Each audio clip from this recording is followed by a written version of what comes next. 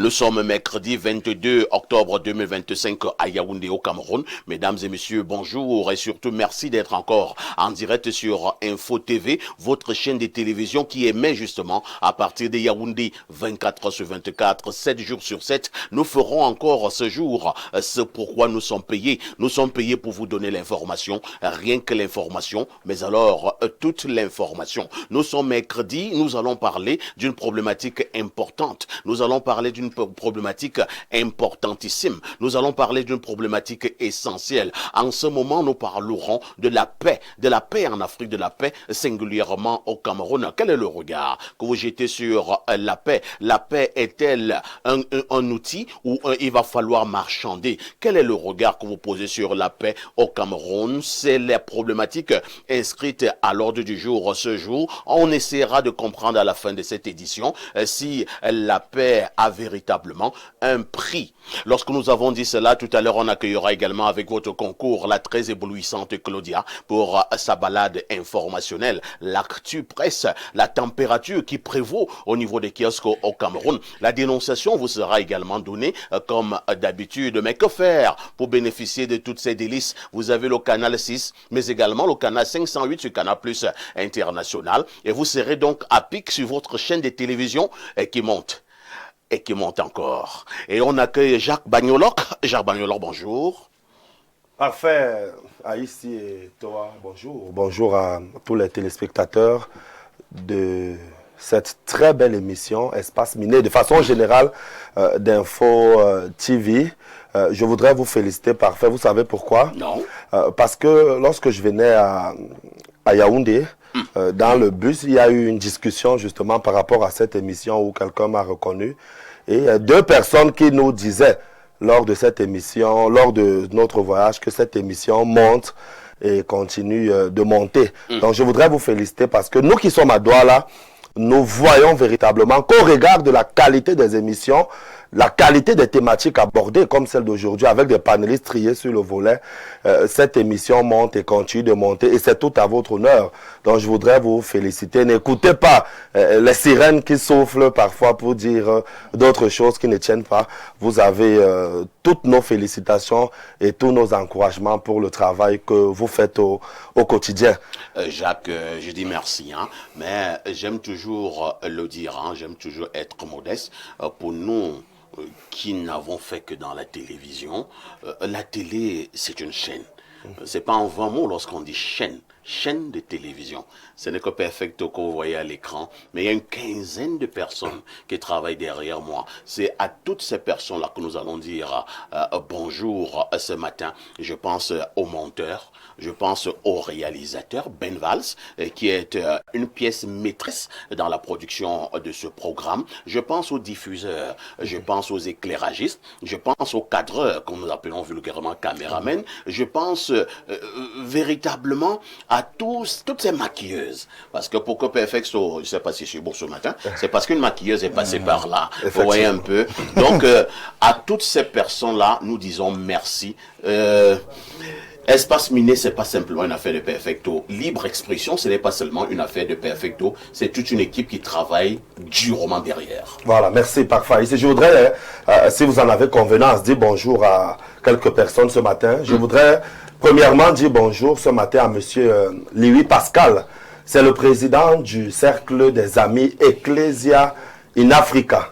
Je lui dis bonjour ce matin parce que l'association chrétienne à laquelle il préside au Destiné célèbre un grand événement le 8 novembre prochain du côté de Douala à travers une messe pontificale qui sera dite par Monseigneur Marcelin Dabniem. Et tenez-vous tranquille parfois ici, le président national du Cercle des Amis Ecclesia in Africa, en abrégé Kayeka, m'a demandé de vous inviter solennellement à Douala à cet événement le 8 novembre prochain. Un carton d'invitation formel vous sera adressé dans les jours à venir pour participer à ce grand événement, le 20e anniversaire du Cercle des Amis Ecclesia in Africa. Vous savez, c'est une association chrétienne qui a été créée pour accompagner l'Église catholique dans la mise en œuvre d'une responsabilité ecclésiale et missionnaire, comme le pape Paul VI à Kampala en juillet 1969. Il disait « Africains, soyez vos propres missionnaires ». Cette association chrétienne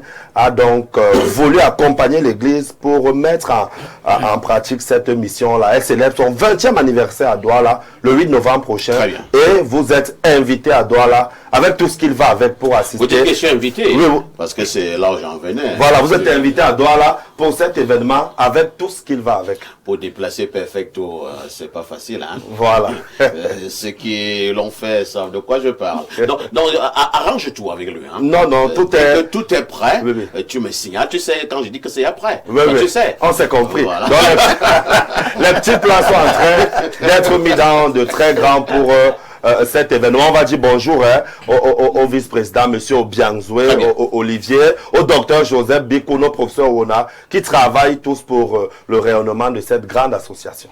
À côté de Jacques, nous allons accueillir un vieux de la vieille. Hein? J'aime toujours dire que c'est l'un des pionniers du débat libre en radio au Cameroun, pratiquement 3 décennies au niveau de la communication et plus précisément au niveau du journalisme d'investigation. Il brille dans sa qualité de journaliste politique. Certains intimes l'appellent le Duc Roger. Roger Kiekdekiki, bonjour. Bonjour, merci pour l'éloge. C'est toujours un plaisir pour moi de revenir ici. Je salue le panel et je salue nos téléspectateurs très très nombreux. On espère être à la hauteur de leurs attentes ce matin encore. Merci Roger Kiekdekiki d'être là ce matin. Roger, certains m'ont dit depuis quelques jours que le Cameroun traverse une période délicate. C'est vrai? Il y a beaucoup de constructions autour du Cameroun.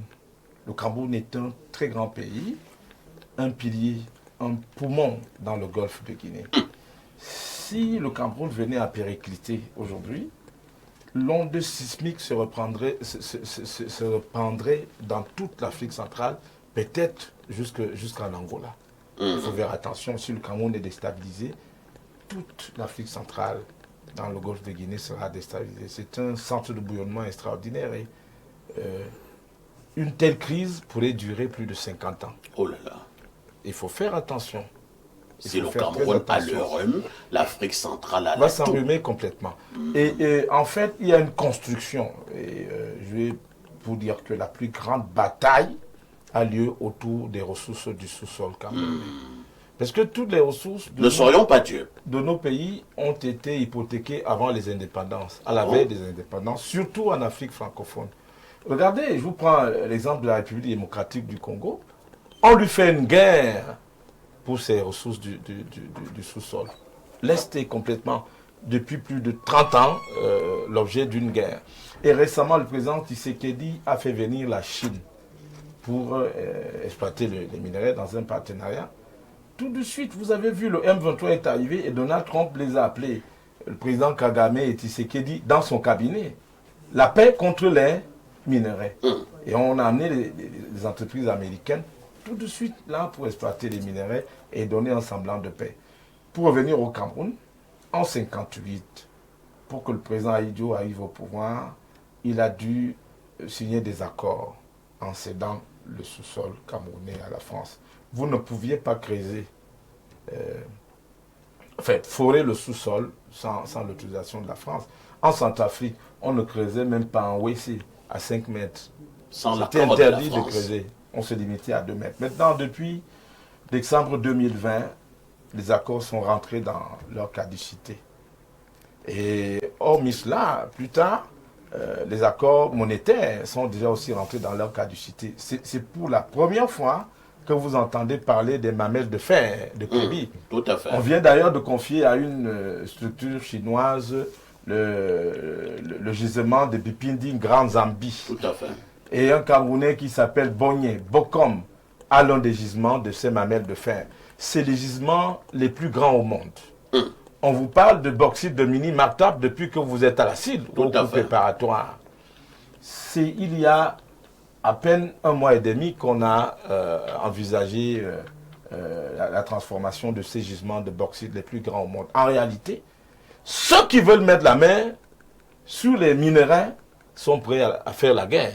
Merci. Donc, faisons très attention. Il y a une psychose qui se construit à travers les réseaux sociaux pour inquiéter les populations, nous devons être focus. Plus que jamais, battons-nous pour conserver notre bien le plus précieux. De toutes les façons, c'est la problématique essentielle dans le cadre de ce débat ce matin en face du duc, Roger Kay, que nous accueillons Bertrand Tchunkan. Bertrand Tchunkan, bonjour. Bonjour Parfait Haïti, bonjour à l'endroit de Kidam, Rastakwer est un champion qui regarde Info Télévision, puisqu'à partir de demain, le Cameroun ne sera plus le même, que le président Paul Biya prenne le pouvoir ou alors Issa Tiroma Bakari, le Cameroun ne sera différent. Ce qui est sûr, à partir de demain, les choses ne seront plus comme par le passé. Quelle que soit la personne qui prendra le pouvoir demain, le Cameroun ne sera plus le même. Et je voudrais qu'en 45 secondes, je puisse distiller un poème à l'endroit des Camerounais pour que la paix revienne, si vous en voulez bien. Ô Cameroun, berceau de nos ancêtres, toi que nous avons rencontré à la croisée des chemins, te voix triste nous attriste, comme un poison dans nos rêves, comme cette souffrance que nous traînons au quotidien. Tu coules dans nos veines, même les poèmes de Verlaine ne changeront pas nos peines. Tu es un pays au grand cœur, cœur d'eau fraîche, cœur timide de noiselet malade, cœur des hirondelles en vol. Tu viens de ce continent étrange que l'on ne peut définir. Continent où l'azur est un autre précipice. Continent où l'air est un fil qui peut se casser à tout moment. Continent de peine, continent de guerre, continent de guerre. Nous lançons pour toi des mots d'amour, comme le pêcheur tranquille lance les barques sur le fleuve. Ce fleuve sans eau qui coule de nos yeux et nous empêche de te haïr. Nous t'aimons, tout nus, comme un sapin reçoit sur ses branches la neige. Et sans au fond de toi, tout le foie la désillusion qui t'assaille et te rend lépreux et misérable. Nous t'aimons, dépouillés des bariolages qui rendent Gotex des faux les gestes des hommes. Fondir en cela, après avoir abandonné les vieilles habitudes dans les ronces et des chemins inutiles. Des jours sans te voir ni t'apercevoir en paix, nous gâche tout espoir de vie. Rien que te regarder nous fait rêver. Chaque jour qui passe, nous t'aimons de plus en plus. Pour nous, tu restes un petit paradis. Au Cameroun, berceau de nos ancêtres. Nous nous taisons, mais nous y reviendrons. Signé Bertrand Tchenkam, journaliste expert en sciences dures, porte-parole des Kidam, des Rastakwer et des Tantampions de notre pays. Au-delà de cette chronique anachronique... Est-ce que nous pouvons applaudir pour ce poème de Bertrand Tchenkam? Quel génie! Bravo, merci. Bravo Bertrand Tchenkam. Merci. Je ne m'attendais pas à ce genre d'initiative. Bravo. Merci. Quand c'est bon, c'est bon. Merci. J'ai un recueil de 146 poèmes. J'ai rédigé mon premier poème en classe de 3e. Le régime du renouveau a fait de ce pays une poudrière. Mais Bertrand Tchenkam, je viens de... Pour l'instant, Dieu merci, nous n'en sommes pas oui, encore là. Je voudrais dire aux téléspectateurs que mon grand-père a été brûlé avec le napalm dans l'UPC. Et dans ma contrée, 400 000 personnes sont passées des vies à trépas. Je ne souhaiterais plus que le Cameroun soit en guerre. On aura 50 ans en arrière. Tout en reconnaissant que si nous sommes dans ce bourbier, ce merdier... C'est la problématique, c'est la problématique du renouveau. C'est la problématique de ce matin. Nous parlerons de la paix. Nous parlerons de la paix au passé, au présent et au futur. De toutes les façons, nous mangerons la paix ce matin. La paix est-elle un bien négociable ou alors non négociable? Nous en parlerons dans le cadre de ce programme. Lui, il est enseignant d'université. Il s'appelle Désiré Noubissé. Vous faites précéder de professeur. Il nous accompagne de temps en temps ici. Il nous donne son expertise. Professeur, bonjour. Bonjour, Monsieur Pafa ici. Bonjour à tous les copanélistes et bonjour spécial à vos millions de téléspectateurs. Comment vous allez, professeur? Qu'est-ce que je vais dire, Monsieur Pafa ici? Nous parlerons de la paix ce matin. Qu'est-ce que je vais dire? Est-ce que je vais même mentir moi-même? Ça ne va pas. Moi, je ne vais pas bien parce que les pressions sociales, les pressions contextuelles font que même du haut de ma maturité psychologique, je me dis qu'on doit prendre ces moments au sérieux. Et moi-même, je me définis déjà dans cette posture de prendre au sérieux parce que le plus souvent, les fumées qui n'ont pas de flamme sont très dangereuses. Les feux qui n'ont pas de fumée sont très dangereux. Parce qu'il vaut mieux que ça soit observé. Alors, vu dès maintenant, je peux dire qu'il y a une tension. Il y a une réelle tension, que les gens ne l'acceptent pas, que ce soit interne ou externe, ça ne va toujours pas bien. Et les gens sont dans une posture où l'apaisement est la chose la plus attendue. C'est que je suis d'accord avec votre thématique, qui cadre bien avec le contexte actuel, que nous puissions, à la fin de cette émission, pouvoir susciter un autre regard, une autre vision de la paix. Et cette vision de la paix, qui, ma foi, devrait être celle qui va consolider les cœurs et garder la prospérité à laquelle nous sommes tenus. Avec l'arbre de la paix, je vais accueillir mon invité permanent, Alain Dou, bonjour. Bien bonjour, parfait, c'est un plaisir d'être là dans ce distingué panel ce matin de mercredi. Je salue comme ça nos millions de téléspectateurs et je salue toute l'équipe à pied d'œuvre pour rendre la magie de la diffusion et de la réception possible à travers le monde et sur les différentes plateformes. Je salue profondément le modérateur que tu es et au travers de cette, à mon sens, problématique, sujet posé à l'ordre du jour de cette émission très philosophique, j'espère qu'on passera comme d'habitude un grand moment de télé. 10h, 11h52, qui dit mieux?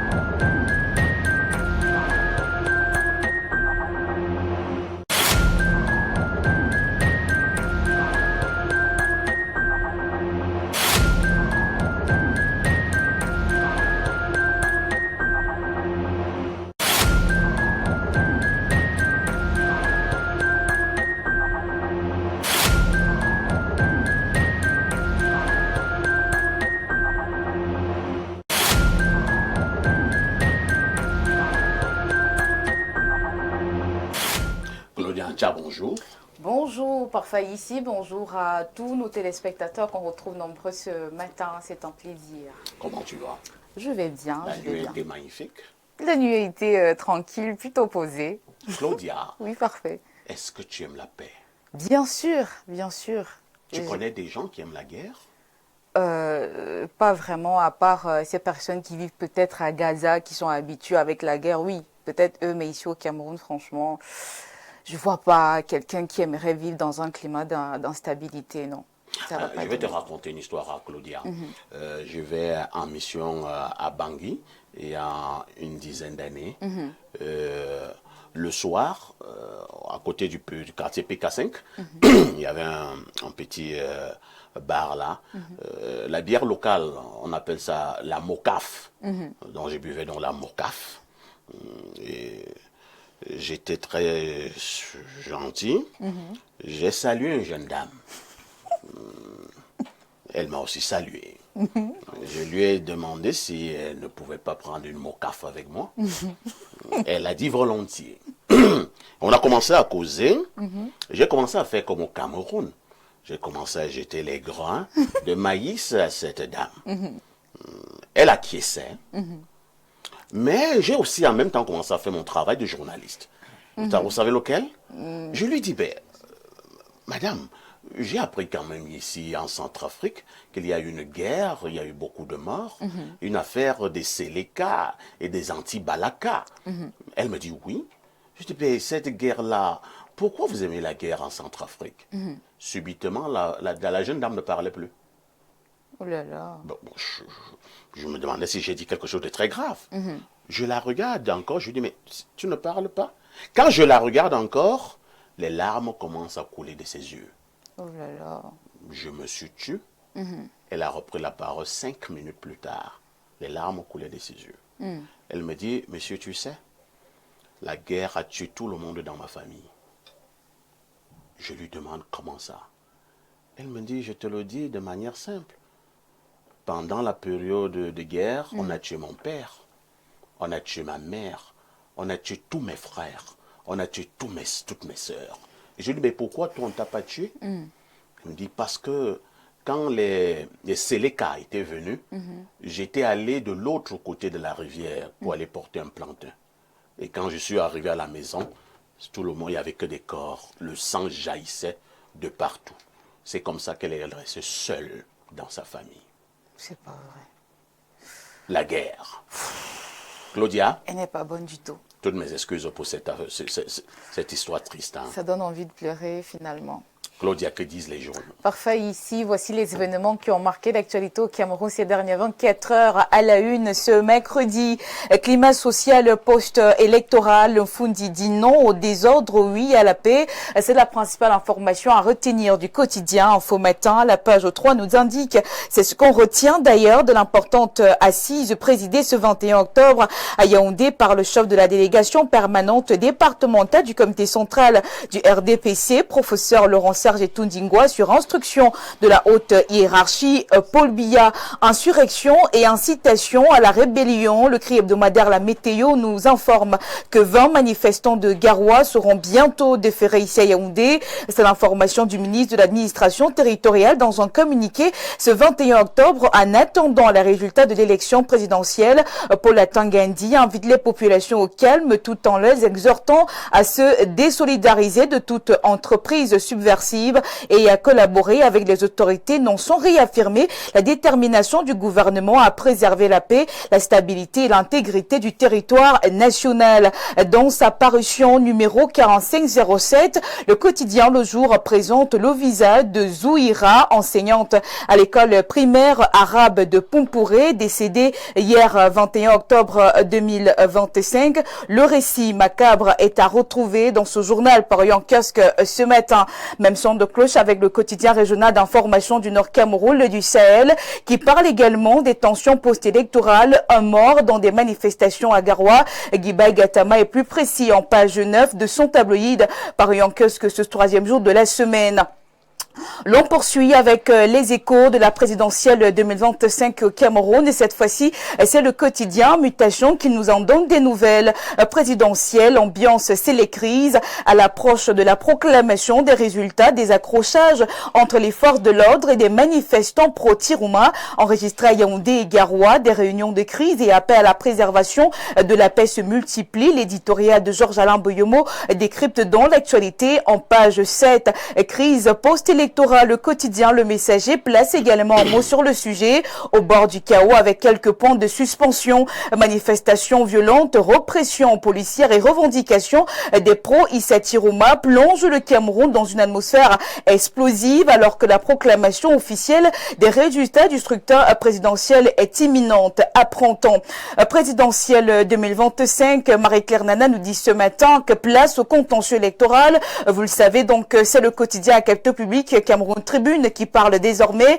Le Conseil constitutionnel examine ce jour une dizaine de recours sollicitant notamment l'annulation totale des opérations électorales du 12 octobre dernier. Et alors que des voix continuent de s'élever pour appeler à la préservation de la paix, l'attente des résultats a été émaillée hier par de nouvelles velléités de troubles à l'ordre public. Les pages spéciales de cette actualité sont à lire de la page 3 à 6. Caporal Info est en kiosque ce matin. Le journal de Jacques Bayoglog parle donc de la success story sur les pas de Jules François Famaya, l'homme du président. L'opérateur économique réalise de jour en jour des exploits. Au-delà d'être le premier Camerounais à avoir réalisé il y a quelques mois une opération de crédit 100% camerounaise, il vient de rentrer dans les annales de l'histoire pour avoir, au nom du président de la République, fait un don d'un bus flambant neuf à toutes les universités d'État au Cameroun. Portraits et réalisations sont donc à lire en page 5 de ce journal paru en kiosque ce matin. Et je clôture cette revue de presse avec l'économie quotidien des Thierry Coty, le premier quotidien économique de la zone SEMA qui parle une fois de plus ce matin du Cameroun, la nécessité d'un nouveau programme avec le FMI. Il faut entendre par cette actualité en page 3 que le dernier programme économique et financier entre les parties a été bouclé en juillet 2025. Si le pays enregistre des performances encourageantes, il reste des réformes à renforcer. Apprend-on par faille ici. Merci Claudia pour toutes ces informations fraîches parues donc en kiosque au Cameroun. Il ne me reste qu'à te souhaiter de passer une bonne journée de mercredi. Hein. Bonne journée à vous également par faille ici et surtout bonne suite d'émission dans la paix. À demain 10h. À demain 10h. N'oublie jamais le conseil. Petite Claudia à tous qui brille n'est pas or, ma petite reste très très prudente. 10h, 11h52, le programme s'intitule Espace miné.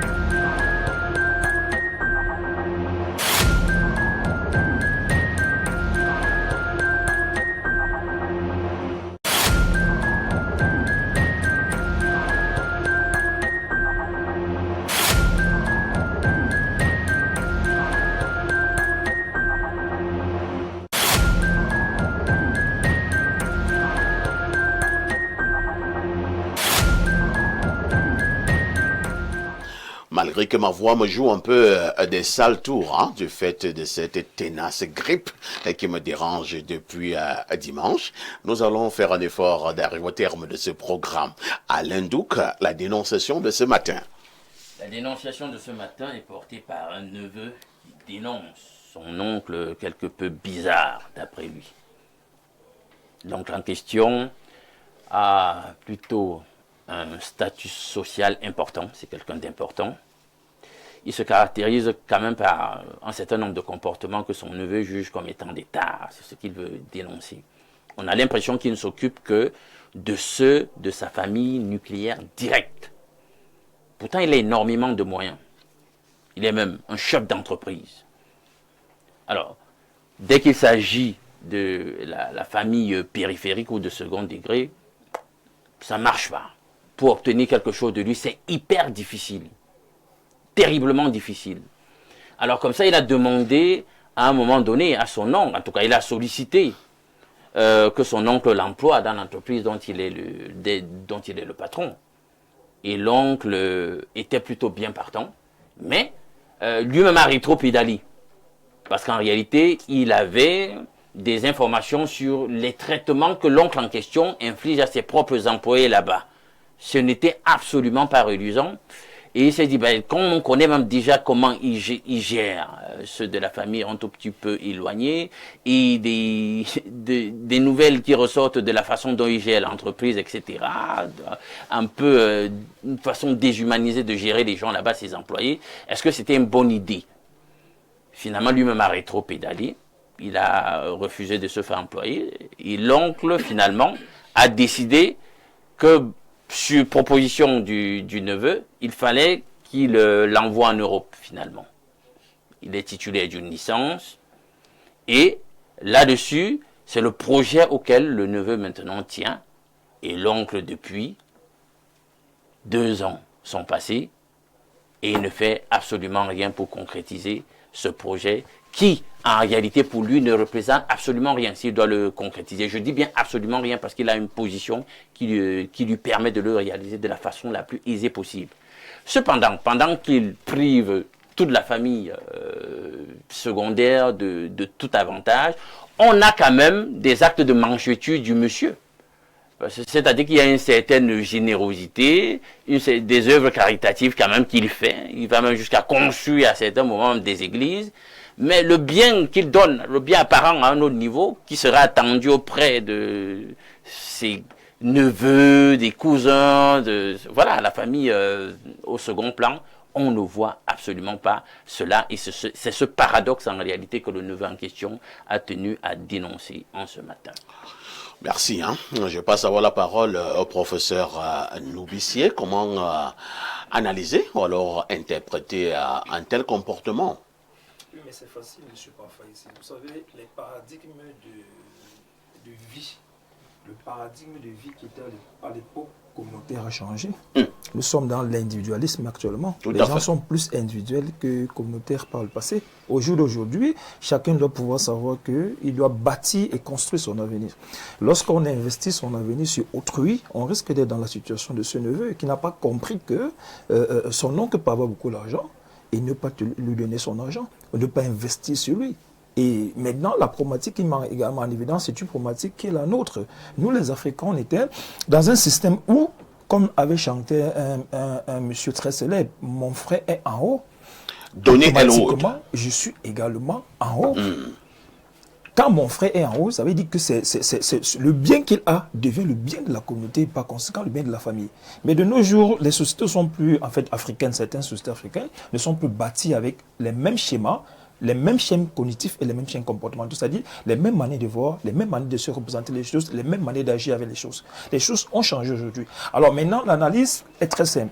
C'est que soit ce monsieur a des antécédents avec la mère ou avec l'un des parents de son neveu, parce que on peut avoir des antécédents et se dire par rapport à ce que on m'avait dit, par rapport à, parce que souvent comme on a la notion de l'argent sale, si la mère de cet enfant l'avait insulté que tu as l'argent sale et que bon, le gars peut se dire non, on s'amuse un peu. Tu es dans les sectes. Voilà, tu es dans les sectes, peut se dire que bon, comme ta mère, il y a des antécédents. En fait, moi je ressens dans la dénonciation des antécédents, puisque lui dit, il n'est pas quelqu'un qui est aussi comment on dit ça, qui n'investit pas pour les autres parce qu'il fait bâtir des églises, il construit, il est dans des offres de charité. Pourquoi ne pas commencer la bonne charité par lui-même, par son neveu? Ça montre qu'il y a des antécédents. Le neveu doit questionner ce monsieur et lui demander qu'est-ce qui ne va vraiment pas? Quelle est la pensée que tu as vis-à-vis de moi? Est-ce que mon père ou est-ce que ma mère t'avait fait quelque chose qui t'avait dérangé? Et maintenant que moi je suis en train de payer. Maintenant, parce que cet enfant, l'impression que j'ai, c'est que cet enfant est en train de payer le prix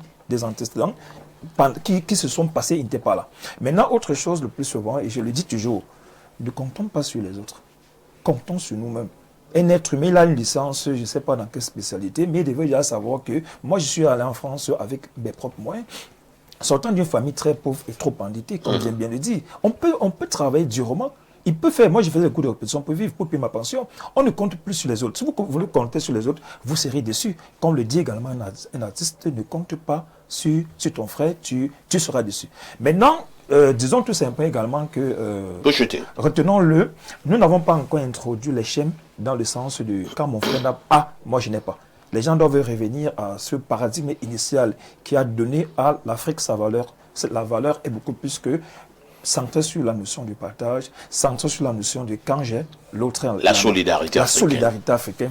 Il va falloir que nous puissions capitaliser ça et lui donner notre part de marque de valeur, notre part de marque indélébile qui permettrait de savoir que ces pensées, on doit peut-être beaucoup plus prier pour avoir un riche dans chaque famille. Et vous voyez un peu la structure de la société. C'est Dieu qui donne l'argent. Moi, je suis chrétien.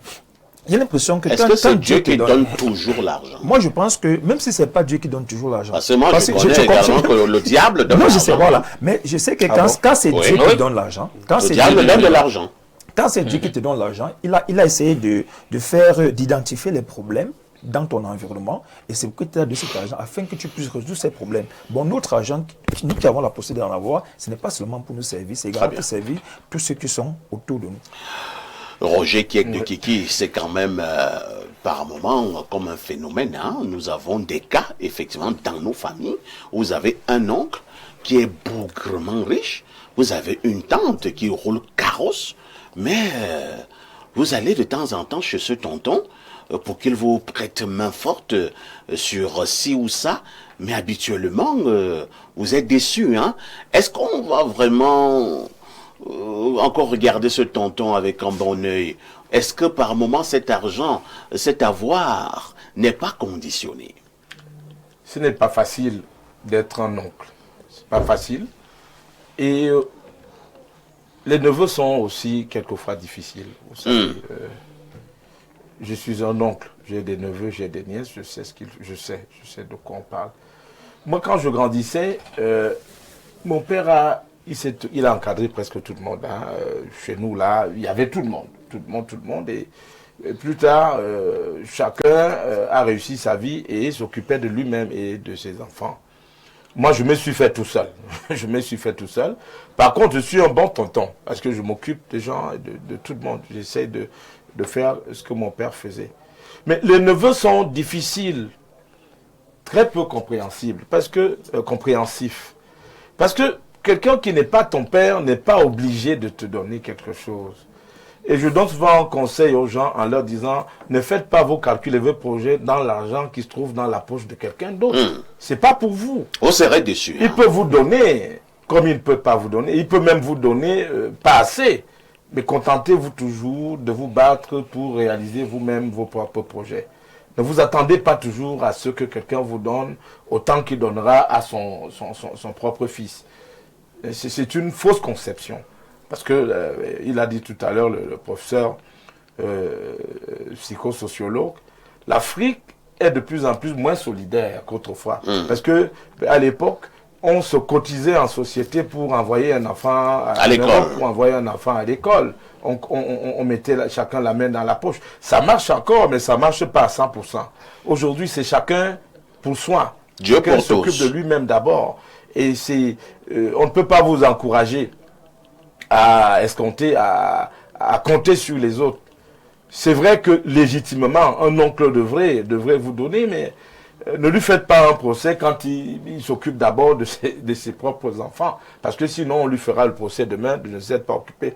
Il y a même des fois où vous vous occupez des autres et vous laissez vos enfants. Et plus tard, ceux-là pour qui vous vous êtes battus ne s'occupent pas de vous. Ou ne s'occupent pas de vos propres enfants. La société, elle est comme ça. Mais c'est difficile d'être un oncle. On ne va pas lui faire le procès. Simplement que le jeune peut se rapprocher différemment. Parce que là, je crois qu'il y a comme une bravade, il y a comme un affrontement, une bravade entre les deux. Tu te rapproches de ton oncle en lui disant, tonton, j'ai vraiment besoin que tu m'aides. Je crois que si tu te rapproches de lui d'une manière particulière, parce qu'on a dit tout à l'heure que peut-être il y a eu des dits et des non-dits, des colportages ou des... Cela aurait pu radicaliser ce tonton-là.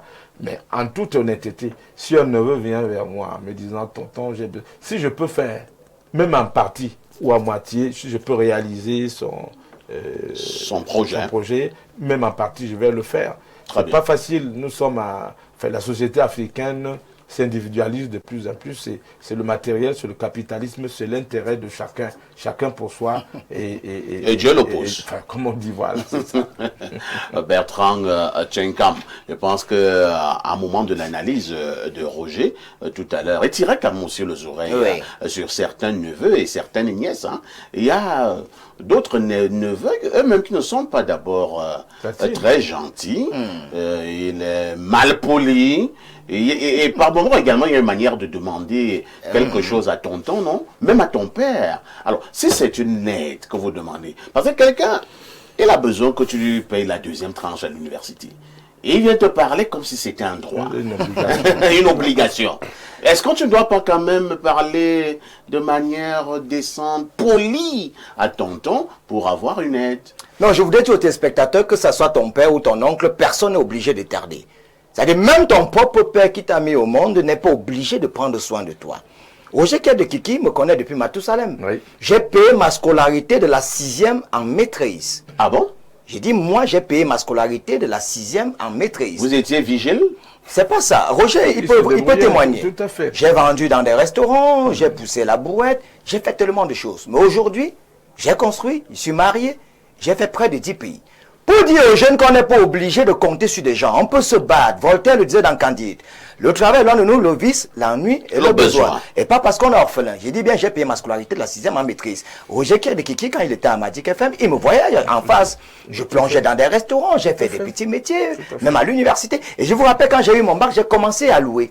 Vous imaginez? C'est-à-dire, tu loues, tu quittes la première année jusqu'en maîtrise, dans la location, tu paies ta scolarité et tu fais tout.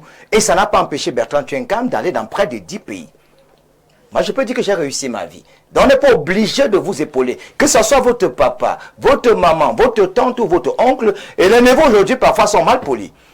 T'as dit, tu as un oncle. Est-ce que tu vas de temps en temps laver ses chaussures, nettoyer ses habits? Est-ce que vous savez flatter? Personne n'est obligé de tarder.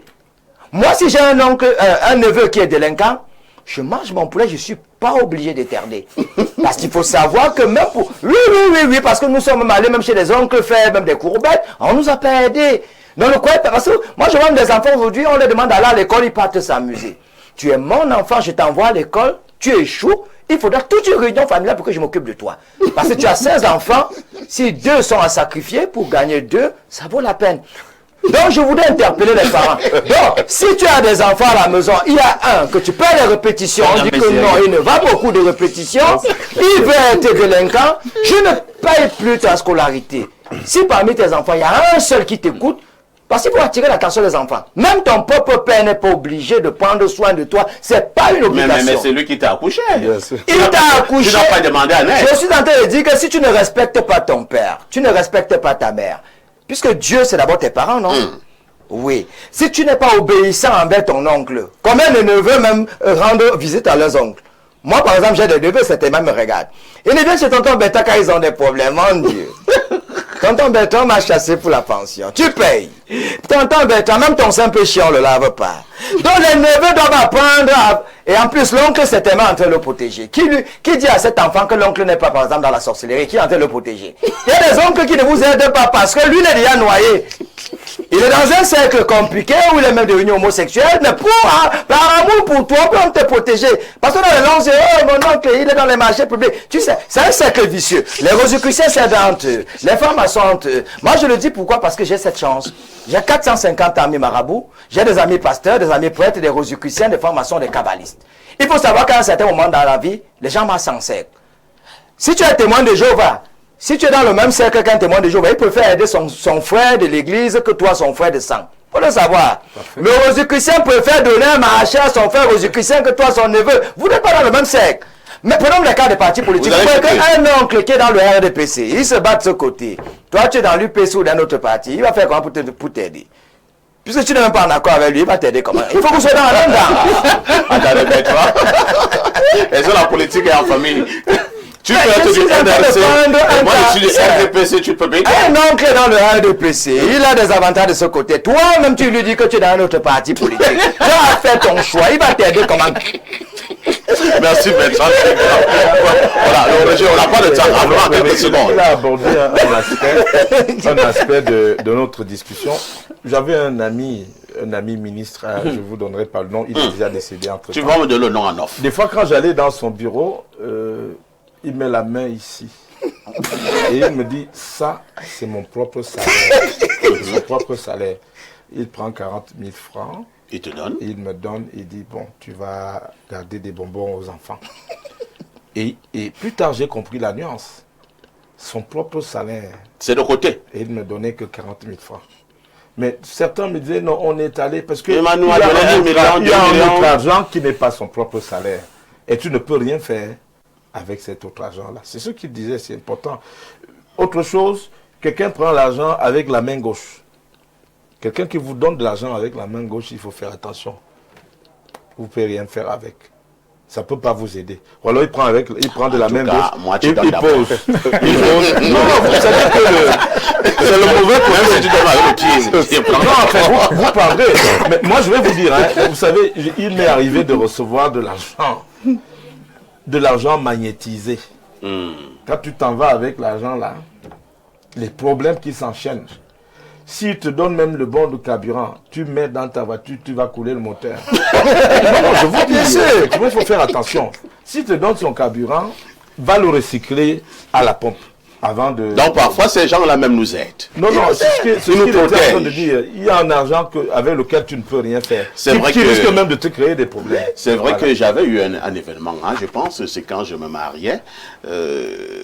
Je ne citerai pas les noms, hein, de certaines hautes personnalités qui m'ont aidé. Mais alors, vous allez nous dire. Je ne sais pas. Qui m'ont aidé. Roger, c'est comme si ces gars s'étaient passé le mot. Chacune des personnalités me donnait 150 000 francs. Je suis allé chez elle, 150 000. Je suis allé sur une autre deuxième personnalité, 150 000. Je suis allé sur une troisième personnalité, 150 000. 5 personnalités me donnaient 150 000. Bon, j'ai commencé à m'interroger. Mais attends un peu, ces gars-ci, est-ce qu'ils se sont passés le mot? Ou alors, est-ce que 150 000 est symbolique de quelque chose? Bon, je ne sais pas. Après, j'ai arrêté de réfléchir. Ils sont dans les mêmes cercles, ils sont moi, j'avais fait mon mariage. Alors, Jacques Bagnolo, que doit faire ce jeune homme qui a des soucis et qui pense que son oncle, son tonton est méchant? Ouais, comme les autres le disaient sur le plateau, il n'y a pas d'obligation, hein, disons-le comme ça, d'aider un neveu. Mais vous savez, la solidarité africaine commence progressivement dans notre pays à s'effriter. Il y a 15-20 années, si je trouve la maison de Roger qui est, quand j'entre, à peine je me suis assis, sa femme m'a déjà donné un verre d'eau, elle m'a déjà donné un plat de nourriture. Aujourd'hui, quand vous allez chez votre oncle, chez votre ami, dès que vous restez déjà 30 minutes, c'est lui qui vous dit que, gars, je suis même déjà en train de sortir là. Entre-temps, il ne t'a même pas proposé, si tu prends un jus, si tu prends cette Jacques, oui? Je suis allé chez un oncle, hein. Je l'ai trouvé en train de manger. Et la table était garnie. Et il mangeait seul. Vraiment, la table était garnie. Il y avait la viande de bœuf, il y avait le ndolé, il y avait poulet, il y avait les entrées, il y avait les sorties, il y avait l'ananas, les oranges. Et je dis, oh, bonjour tonton. Je laissais être très poli et gentil. Ah, ça va. Il me dit, ça va tonton. Et ben, assois-toi là. Donc, au niveau du canapé, de l'autre côté, ce qu'on appelle le salon. Et il m'a dit, il y a des journaux là, hein. Il y a des journaux, tu peux lire. J'aime lire. Bon, j'ai pris un journal. Le monsieur a continué à manger. Il mangeait. Et je dis, il ne mangeait pas vite, hein. Il a mangé pendant une quarantaine de minutes. Et il y avait du bon vin. Il a bu 2 verres de vin. Et il est parti de la table, il m'a retrouvé au salon avec un verre à main. Et il m'a dit, alors, qu'est-ce que tu veux? Bon, j'ai fait comme s'il n'y avait rien. Alors que, et j'avais vraiment faim. Je lui ai dit, bon, je suis venu parce que j'ai un souci là de pension à l'université. Il m'a dit, vous savez, c'est pas facile, hein, la vie n'est pas facile. Il faut apprendre à vous battre. Parce que moi, je me suis battu. Après, il a pris 2000, il m'a donné. Et il m'a dit de le rappeler dans 2 semaines. Dans 2 semaines, je ne suis pas parti. Et je ne suis plus jamais allé chez lui. Voilà.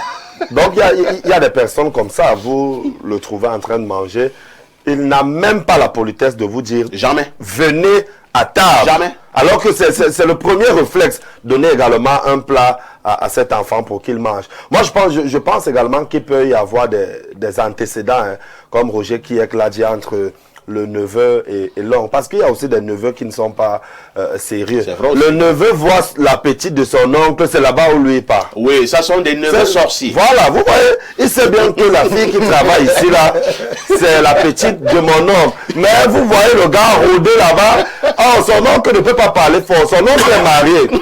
Parfois, il sait que s'il parle fort, il va lui dire que tonton, faut pas que tu achètes un ami. Vous voyez, donc il y a des neveux qui sont comme ça. Donc, quand vous faites donc ça à votre oncle, vous attendez à ce que, si vous voulez aller à Dubaï, en Chine, je ne sais où, qu'il vienne vous aider. Non, ça devient compliqué. Je pense également qu'il peut y avoir un antécédent entre les deux. Mais, ce que moi je dis au-delà de tout, c'est que il n'y a aucun bonheur à être heureux tout seul. Il faut partager avec les autres. La bonne charité commence par soi-même. Soi-même, ce n'est pas seulement nous. C'est également ceux qui sont à côté de nous. Et la Bible nous le renseigne à suffisance. Il y a plus de bonheur à donner qu'à recevoir. Comment comprendre donc que l'oncle est prompt à donner aux autres, à acheter les Yaris aux filles élancées et brunes, à construire les maisons, à ouvrir les instituts de beauté, mais quand le neveu a un souci, il n'arrive pas à l'aider, c'est un peu difficile. Très bien. Mais quand c'est mauvais, il faut le dénoncer, quand c'est bien également, il faut le dénoncer. Moi aussi, parfois ici, je suis un neveu, et j'ai un oncle qui n'est pas comme les autres, qui prend soin de ses neveux. Il s'appelle Raymond Bombisoué. Il est général de brigade. C'est le commandant de la 3e région de gendarmerie. C'est un bon oncle. Terrible, hein? C'est un bon oncle. Il ne on voit ton atalakou. Voilà, il ne fait pas comme certains oncles. Lui prend bien soin de son général. Pense à nous. Alors, Alain Diouk, toi-même le dénonciateur, que pensez-vous de votre propre dénonciation? Je pense que c'est symptomatique d'une crise civilisationnelle que nous avons. Et beaucoup des précédents intervenants l'ont dit, les devanciers l'ont dit. Vous savez, il n'y a aucune civilisation qui soit propre, entre guillemets, c'est-à-dire qui naît dans son background culturel, des praxis, des façons de faire les choses qui ne soient pas questionnables. Mais sachons prendre ce qu'il y a de bon dans notre culture et sachons récuser ce qu'il y a de mauvais dans les autres cultures. On parle du concept de l'obligation ici. Ben écoutez, justement, nous sommes en crise morale. Et c'est pour cela que les gens, quand ils parlent d'obligation, ils bottent en touche le concept de l'obligation morale. Vous savez, vous faites venir un être à la vie, vous avez l'obligation morale quand même, quelque part, de veiller à l'épanouissement de cet être. N'avez-vous pas l'obligation morale, pendant qu'il y a quelqu'un qui est dans le besoin autour de vous, et que vous avez ce qui est requis pour son épanouissement, de lui venir en aide? C'est le concept de l'obligation morale. Or, puisque nous sommes une société de plus en plus immorale, on botte en touche les problématiques autour de la morale, l'obligation morale, etc. Et on est focus sur une espèce d'égocentrisme, et ici forgé par un certain capitalisme.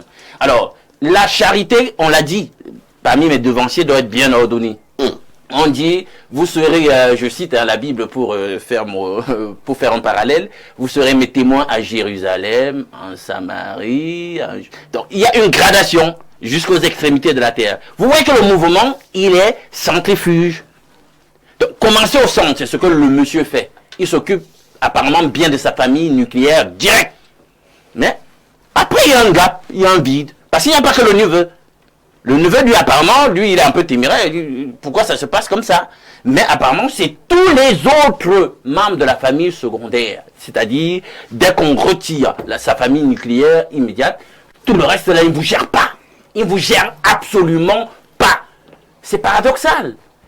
Vous faites comment là? Vous quittez Jérusalem et immédiatement vous êtes déjà au bout du monde. Vous avez fait comment la Judée, Samarie, etc. Pourquoi vous avez sauté ces maillons? C'est ça le questionnement qu'on pose ici. Il fait ça comment?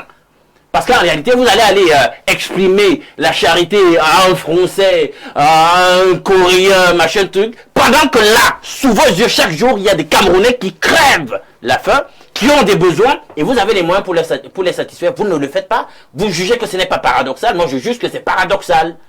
Alors, le problème aurait pu être réglé quand... à un moment, l'oncle a dit, tu peux venir ici comme employé. C'est la question que je voulais te poser, hein, parce que nous tous, nous avons semblé oublier cet détail de la dénonciation. L'oncle, quand même, que nous condamnons ce matin, a quand même proposé un poste de travail dans une entreprise à son neveu, mais le neveu a refusé. Il a refusé.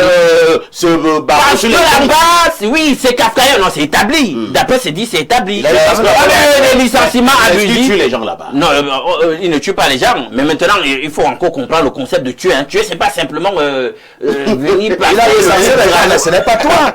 Tu ne dois pas juger ça. Non, m'explique. Parce qu'il m'a donné les informations. Tuer, ce n'est pas simplement passer le fil du rasoir sur le cou de quelqu'un. Vous pouvez le tuer aussi à petit feu. Hein? Vous ne lui donnez pas de sécurité sociale, etc. Vous lui donnez un salaire misérable, il est toujours là à tirer le diable par la queue, etc. Il est malade, il ne peut pas se soigner, etc. Ses enfants sont misérabilisés, il perd sa personnalité. Peut-être s'il avait accepté devant ses enfants.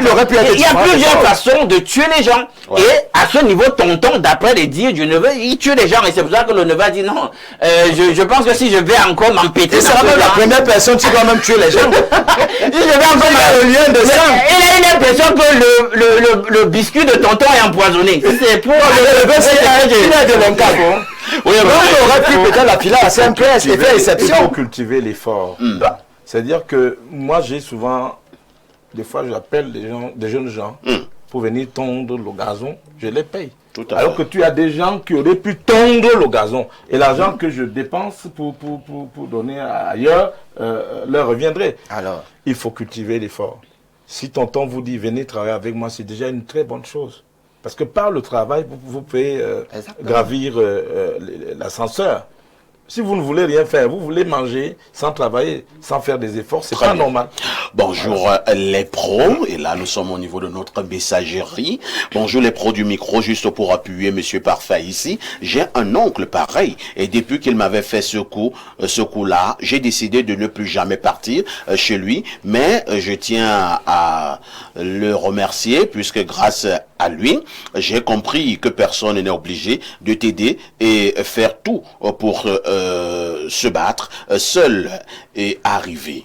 Bonjour à vous pour la dénonciation. Moi, je connais des parents qui ont des moyens d'aider leurs propres enfants, mais refusent ou savent qu'il n'y a pas la nourriture à la maison, mangent un bon plat de poisson brisé et rentrent là comme s'il n'a rien mangé. Si le parent est déjà comme ça, combien de fois l'oncle s'est côtoyé depuis l'hôtel du Plateau? Alors 225, c'est un message qui nous vient de la Côte d'Ivoire. Alors, que dit ce téléspectateur de la Côte d'Ivoire? Bonjour au bas du micro et au panel pour ce terme. Ce n'est pas de l'envie que de le dénoncer, c'est un appel à l'équilibre. Vraiment, moi, je ne sais pas de quoi vous parlez, hein, monsieur de la Côte d'Ivoire. On saute. Quelqu'un nous dit simplement ici, c'est... Bonjour Parfait ici et toi, le génie de la modération et au panel fructueux, en partie, vous l'avez dit peut-être en particulier, par la présence de Bertrand Tuinkam qui devrait éviter de vouloir toujours jouer le super enfant que tu as été dans les années antérieures. Et tu es seulement journaliste au jour d'aujourd'hui. Écoute le sage Alain Douk. Bon, donc, journaliste, c'est le dernier de la société. Parce que tu es seulement journaliste. Bon, parfait. J'espère quand même que Bertrand tout à l'heure n'était pas sérieux. Tu parlé de tu fais 4 enfants, si tu peux d'abord placer 2, tu places. Non, j'ai pas dit vendre. J'ai dit que si 2 sont délinquants. Voilà. Mais enlève l'investissement sur les 2, tu mets sur ceux qui veulent t'écouter. Allons au plus de 33. Il y a des journalistes qui gagnent bien la vie. Je ne suis pas sûr qu'il a déjà pris l'avion dans sa vie. Moi, j'ai fait 10 pays. J'ai construit. Je ne souffre de rien. Et qu'ils sachent que nous sommes dans un métier noble. Ce n'est pas parce que certains patrons se comportent comme des hors-la-loi, font des journalistes, des machins, que c'est pas une... C'est le plus beau métier du monde, il faut le rappeler. Et ça fait 15 années que nous sommes dans ce métier. Ne serait-ce que les voyages, c'est beaucoup. Il y en a qui n'ont jamais emprunté un train. Nous sommes en France, au plus 33. Bonjour, Perfecto, et à ton panel. Je souhaite adresser un appel solennel à nos concitoyens pour qu'ils respectent les institutions de la République et maintiennent une attitude pacifique. Je tiens à exprimer ma gratitude à mon cher ami, Monsieur Tchoinkam, pour son analyse pertinente sur la question. Lors de mes voyages au Cameroun, j'ai constaté avec préoccupation une tendance chez les jeunes à adopter des comportements caractérisés par une certaine apathie et un manque de respect, notamment lorsqu'ils sollicitent des avantages sans fournir d'efforts proportionnés. Cette attitude contraste avec les valeurs de travail et de respect qui prévalaient dans notre société par le passé. En effet, nous avions l'habitude de nous livrer à des tâches modestes telles que le lavage des voitures et des vêtements de nos aînés et qui nous offraient en retour leur bienveillance et leur soutien sans rien attendre en échange. Il est devenu évident que notre société a besoin de retrouver ces valeurs fondamentales qui semblent avoir été perdues de vue. Aussi, je pense que ce jeune n'a pas livré toute la fine substance de la dénonciation. N'est-il pas sûr que ses parents avaient des problèmes avec les parents du monsieur prétendu méchant? En tout cas, cultivons l'effort et battons-nous. C'est docteur Fabio Otama. Je vous amène au plus 52. Il s'agit du Mexique. Que dit le téléspectateur du côté du Mexique? Bonjour parfait ici. En suivant votre thématique, j'ai juste une question. Mon père ou mon... je sais pas, mon quoi, ne se sentant obligé de m'aider quand ils seront vieux et inactifs, serais-je obligé, moi aussi, de subvenir à leurs besoins? C'est Philippe du Mexique. Philippe, si tu n'as pas envie d'aider ton père à ses vieux jours, fais-le. Bonjour, Perfecto, le Bertrand Tchoinkam du micro. Sacré Tchoinkam, tu es le meilleur. Bravo, bravo, bravo. Mes salutations sincères au benguiste Alain Douk, c'est Nour de Garoua qui envoie le message. Ah, vous êtes à Garoua. Vous êtes à Garoua. D'accord. Bonjour parfait et à ton excellent panel. On accuse souvent les oncles d'avoir perdu le sens de la famille. C'est vrai pour certains, mais les neveux aussi ont perdu la loyauté et le respect d'autrefois. Avant, l'oncle élevait, conseillait, soutenait. Le neveu respectait, écoutait et remerciait. Aujourd'hui, chacun soupçonne l'autre et la solidarité s'effrite. Si les oncles retrouvaient la générosité et les neveux la loyauté, nos familles retrouveraient leur force. La solidarité, c'est pas un mot, c'est un engagement mutuel. Mes hommages au duc Roger Kiek de Kiki, c'est Arnold Safé. Ah, Arnold. Oui, il est en Belle France. contribution. Il est en France, oui. Ah, il est du côté de la France, Arnold. Nous marquons une touche pause parce qu'elle s'impose d'ailleurs.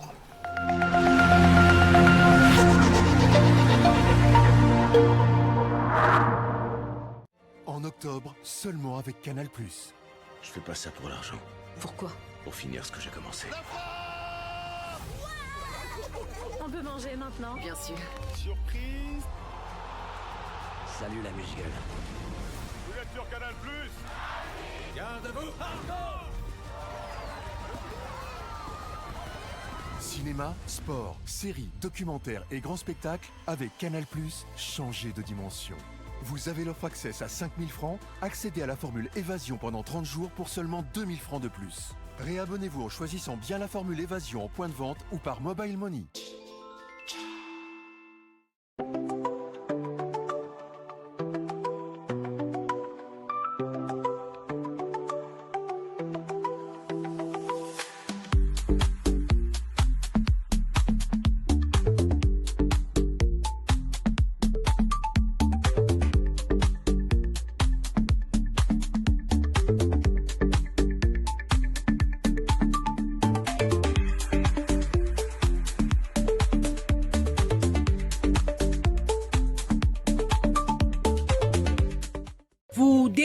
un enseignement de qualité pour une brillante carrière professionnelle, l'Institut universitaire de l'excellence d'Afrique centrale, agréé par le MINSUP, vous ouvre ses portes après Carrefour Hawaii sur la route d'un fou.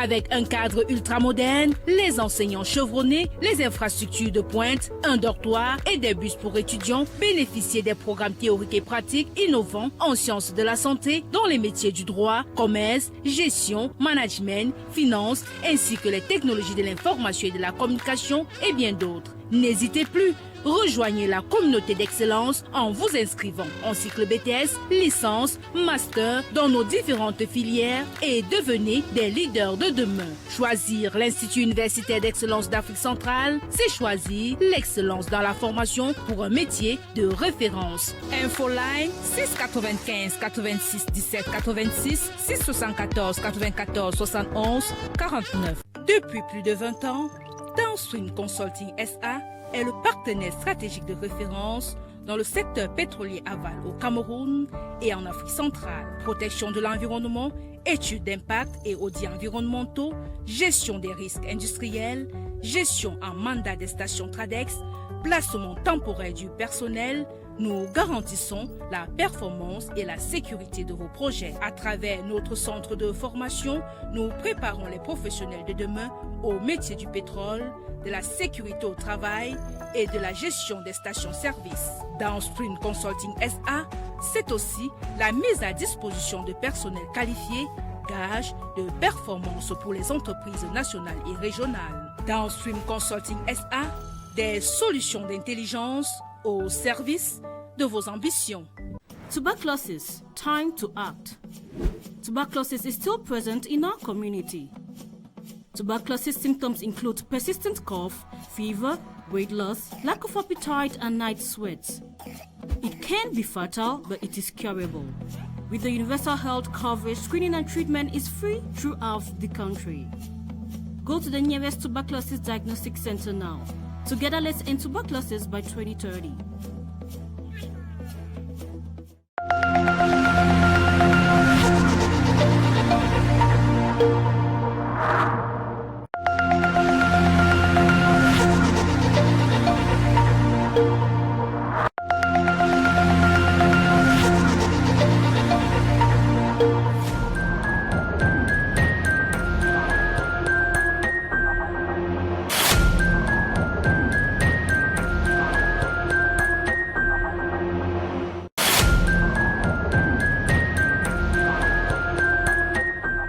Le Makuma, bonjour. Bonjour, perfecto. Comment tu vas? Je me porte comme le Cameroun en ce moment. Ouais. D'accord. Vous nous parlez du chlamydia. Oui. Le chlamydia, cette maladie-là qui dérange des personnes, comme je le dis toujours, et tout le monde a le chlamydia en lui. Bêtement, quand le taux il est élevé, bien quand on commence à sentir des symptômes, quand on parle donc de chlamydia, on peut avoir des problèmes de démangeaison, on peut avoir des problèmes de fourmillement, on peut avoir des problèmes de fatigue générale, on peut avoir des problèmes des taches noires sur la plante des pieds et même parfois sur la paume de la main. On peut même avoir aussi la lourdeur des jambes, on peut même aussi avoir des problèmes des écoulements de sexe au niveau de la femme ou bien au niveau de l'homme. C'est-à-dire quand l'homme va se soulager, il va constater qu'il y a un liquide blanchâtre qui sort toujours au bout de son appareil génital. Et même parfois en longueur de journée, il va constater que sa culotte est toujours mouillée. Alors, nous avons mis sur pied le produit King Fimic 24, la solution qui vient régler tous ces différents problèmes liés aux infections à chlamydia. Et même ces hommes-là qui ont des problèmes de faiblesse sexuelle, éjaculation précoce, reprise de l'âne, il faudrait qu'ils sachent que le chlamydia ou la chlamydia est l'une des causes principales qui provoquent la faiblesse sexuelle ou bien l'éjaculation précoce et même la reprise de l'âne chez l'homme. Parce qu'en réalité, la faiblesse sexuelle ou l'éjaculation précoce ou même les problèmes de reprise de l'âne ne sont pas des maladies, mais les symptômes de maladies. Nous avons aussi ces femmes-là qui ont des problèmes de crampes bouchées, de myome et de fibromes et de kystes ovariens. On leur dit encore aujourd'hui qu'elles n'ont plus besoin de se faire opérer. Avec le produit King Fimic 24, la solution, elles auront désormais la solution à leurs problèmes liés au myome et au fibrome. Et même ces couples qui n'arrivent pas à concevoir ou à procréer, le King Fimic 24, la solution, vient encore les apporter des solutions. Et ces hommes-là qui ont des problèmes de reprise lente proprement dite, nous avons donc le produit King Tapé qui permet de régulariser et de régler tous les problèmes liés aux troubles sexuels, aux troubles érectiles autant pour moi. Et à côté, nous avons aussi le produit, le rhumatox pour les personnes qui ont des problèmes de rhumatisme, de nerfs sciatiques et d'arthrose, des douleurs au niveau des articulations. Le produit rhumatox concerne ces personnes qui ont même des difficultés à se déplacer du fait qu'elles ont mal au niveau des articulations parfaites. Nous terminons avec le fameux produit OpenSex. Oui, le produit OpenSex, ce produit-là qui fait toujours des heureux au quotidien, qui redonne le sourire aux hommes et aux femmes, parce que figure-toi que c'est beaucoup plus des femmes qui viennent acheter le produit OpenSex pour leur mari. Disent-elles que elles ne sentent pas le mari lors des rapports sexuels, et alors elles viennent donc prendre le produit OpenSex pour que le mari puisse désormais avoir une taille selon la convenance de tout un chacun. Nous avons mis sur pied 3 formats. Nous avons le grand format qui augmente entre 4 et 6 centimes d'augmentation. Il y a le moyen format qui augmente entre 2 et 4 centimes d'augmentation et le petit qui augmente entre 1 et 2 centimes d'augmentation. Je vais toujours le préciser que le produit OpenSex, c'est un produit qui est sans effet secondaire et c'est un produit qui est 100% naturel. N'ayez donc pas peur de l'utiliser. N'ayez crainte de peur que ça peut être augmenté de manière incontrôlée, de manière exponentielle. Nous avons 3 formats. La personne qui va augmenter plus va prendre le grand ou bien le moyen ou bien le petit en fonction de votre besoin. Vous êtes à Yaoundé, nous sommes situés au quartier Kolndongo, Carrefour, Eptec, à l'immeuble Baïga Center, face maison du parti ou maison de la femme. Du côté de Douala, nous sommes situés à la cité des Palmiers, derrière le lycée de la cité des Palmiers et Aquanor, Madiba Hotel, lieu-dit église Salem.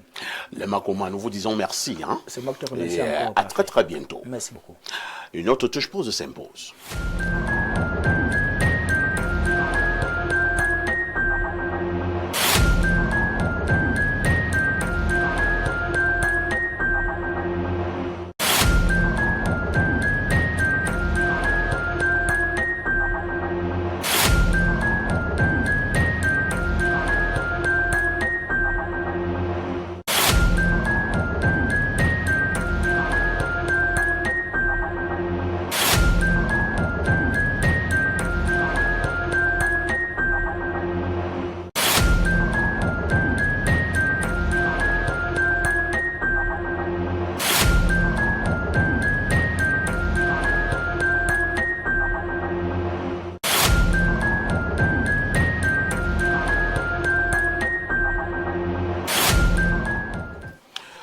De manière habituelle, ils sont nombreux qui pensent que la paix n'a pas de prix. Voilà pourquoi nous posons cette problématique sur la table de débat ce jour. Quel est le regard que vous posez sur la paix dans un État, dans une nation? Et le cas du Cameroun nous intéressera de manière toute particulière. La paix a-t-elle de prix? Je commence par le professeur sur le plateau et ça tombe bien. Il est psychosociologue.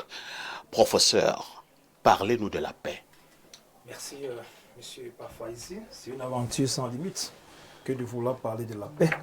Parce que, sachons-le, rien ne peut se construire. Il ne peut pas avoir de vie. Il ne peut pas avoir de futur. Il ne peut pas avoir de plaisir. Il ne peut pas avoir de joie si l'environnement ne s'y est pas. Il faut un environnement de paix. Il faut un état d'esprit dans lequel chacun devrait pouvoir exprimer la paix. C'est donc pourquoi ceux qui nous ont précédés, sur le plan naturel, ont tendance à dire que la paix n'a pas de prix. Parce qu'on ne peut pas payer la paix, mais on devrait la construire. Le processus est de la construire.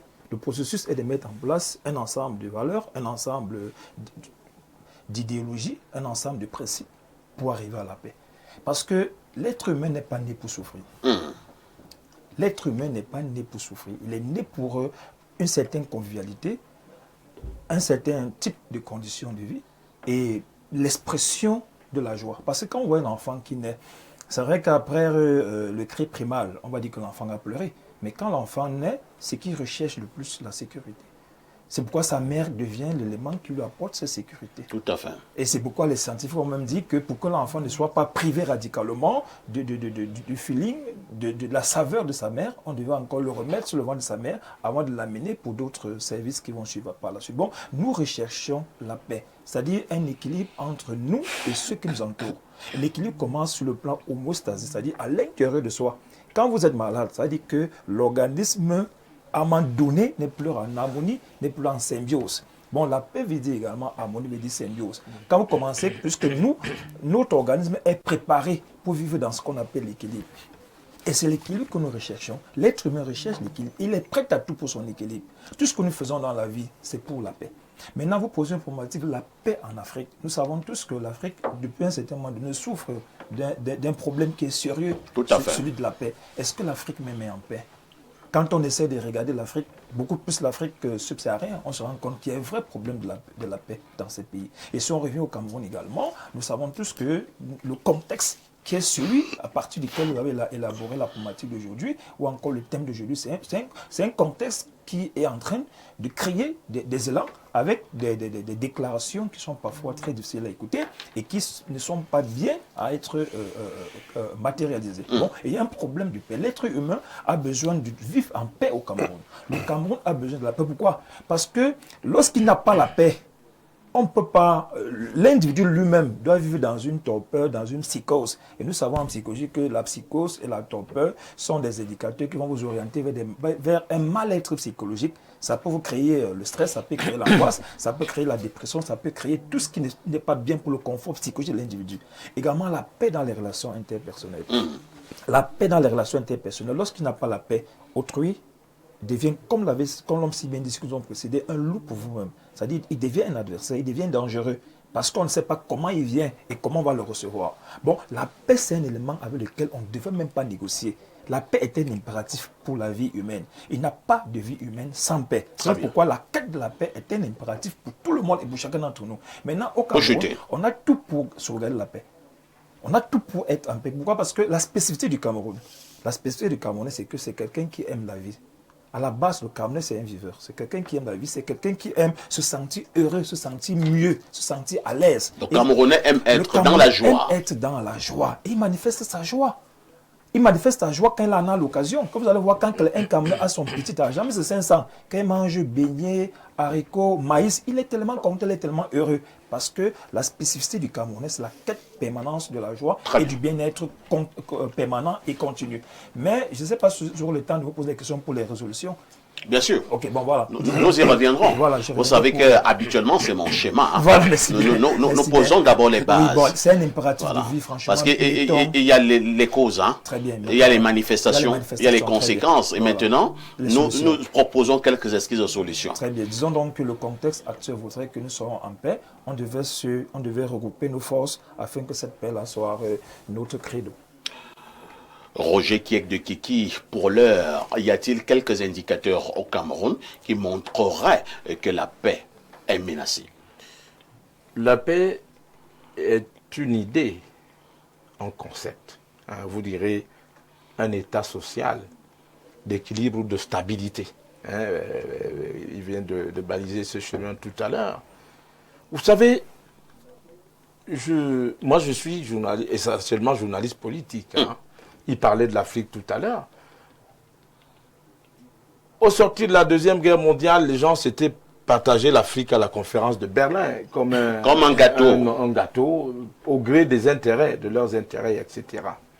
Bon, c'était une étape du calvaire des Africains après la traite négrière, le commerce des esclaves, etc. Parce que l'Afrique a toujours été le réservoir du monde, en force de bras pour aller développer le nouveau monde, en ressources et en tout ça. Alors, à la veille des indépendances, les pays d'Afrique francophone, parce que vous devez le savoir, l'Algérie s'est battue pour se libérer des griffes du colon, mais nos pays ont été contraints de signer des accords qui plombaient leur possibilité d'aisance matérielle. Il a parlé d'aisance et de quiétude tout à l'heure. On avait un grand Camerounais que vous avez appelé André-Marie Mbida. Il était d'Aléké, le premier dirigeant du Cameroun en fait. Il rechignait à donner le pétrole que vous trouvez dans la partie anglophone. Il refusait de céder les minéraux, etc. Vous savez ce qui s'est passé? Parce que les jeunes générations ne le savent pas. En 1958, Ahidjo démissionne du gouvernement d'André-Marie Mbida avec tous les ministres nordistes. Un peu comme les nordistes viennent de démissionner du gouvernement là. Ça s'est déjà passé en 1958. André-Marie Mbida se retrouve affaibli et perd le pouvoir. La France venait donc de demander à Ahidjo de se préparer à être président. Ahidjo deviendra président et tout de suite, il cédera les puits de pétrole en région, dans le sud-ouest. C'était le prix à payer. C'était le prix à payer. Mais avant l'indépendance, la France lui demande de signer des accords. C'était au mois de Noël, 58, d'exemple. Il signera des accords, fait Okala, Charles Okala qui a signé pour la partie camerounaise. Ces accords qui ont donc cédé tout ce que nous avons. Ça s'est fait en Centrafrique. Vous me direz pourquoi vous parliez tout à l'heure de Bangui. Oui. Ils n'ont jamais eu de stabilité depuis l'indépendance. Pas du tout. Parce que le pétrole, fait le diamant, tout ce qu'il y a là-bas, l'or, ça appartient aux autres. Et donc, vous ne pouvez pas. Ahidjo est parti parce qu'il commençait à regretter ce qu'il avait fait. Il commençait à devenir un peu rebelle. Il créait déjà des sociétés de patrimoine, des sociétés de droit camerounais, et ses maîtres se fâchaient. Et donc il a laissé le pouvoir à Paul Biya. Parce que ces accords-là devaient durer 50 ans. Quand tu n'as pas assez, l'économiste Hubert Kamgan me disait souvent, il théorisait de manière terre à terre, il me disait, tu sais, quand ton épouse, si vous avez 6 enfants à la maison, ton épouse fait à manger, et il n'y a que 5 morceaux de viande dans la marmite, ça ne suffira pas pour les 6 enfants. Les premiers à arriver prendront les morceaux de viande. Et le dernier ne trouvera rien parce que la pénurie fait en sorte que vous vous battiez pour le peu. Il n'y en a pas assez et vous vous battez donc pour le peu. Toutes les ressources que nous avons qui peuvent sécréter le bien-être social profitent à la métropole. C'est comme l'uranium du Niger, c'est le bois camerounais, le pétrole du Cameroun. La banane de Ndjombe. La banane de Ndjombe Pendia n'est Ndjombe Pendia que de nom. Parce que c'est la banane française, la banane de la PHP, etc. Donc, nous nous battons en ce moment parce que ces accords-là, depuis 26 décembre 2000, n'ont pas été renouvelés. Et maintenant, nous voulons nous-mêmes commencer à exploiter notre gaz.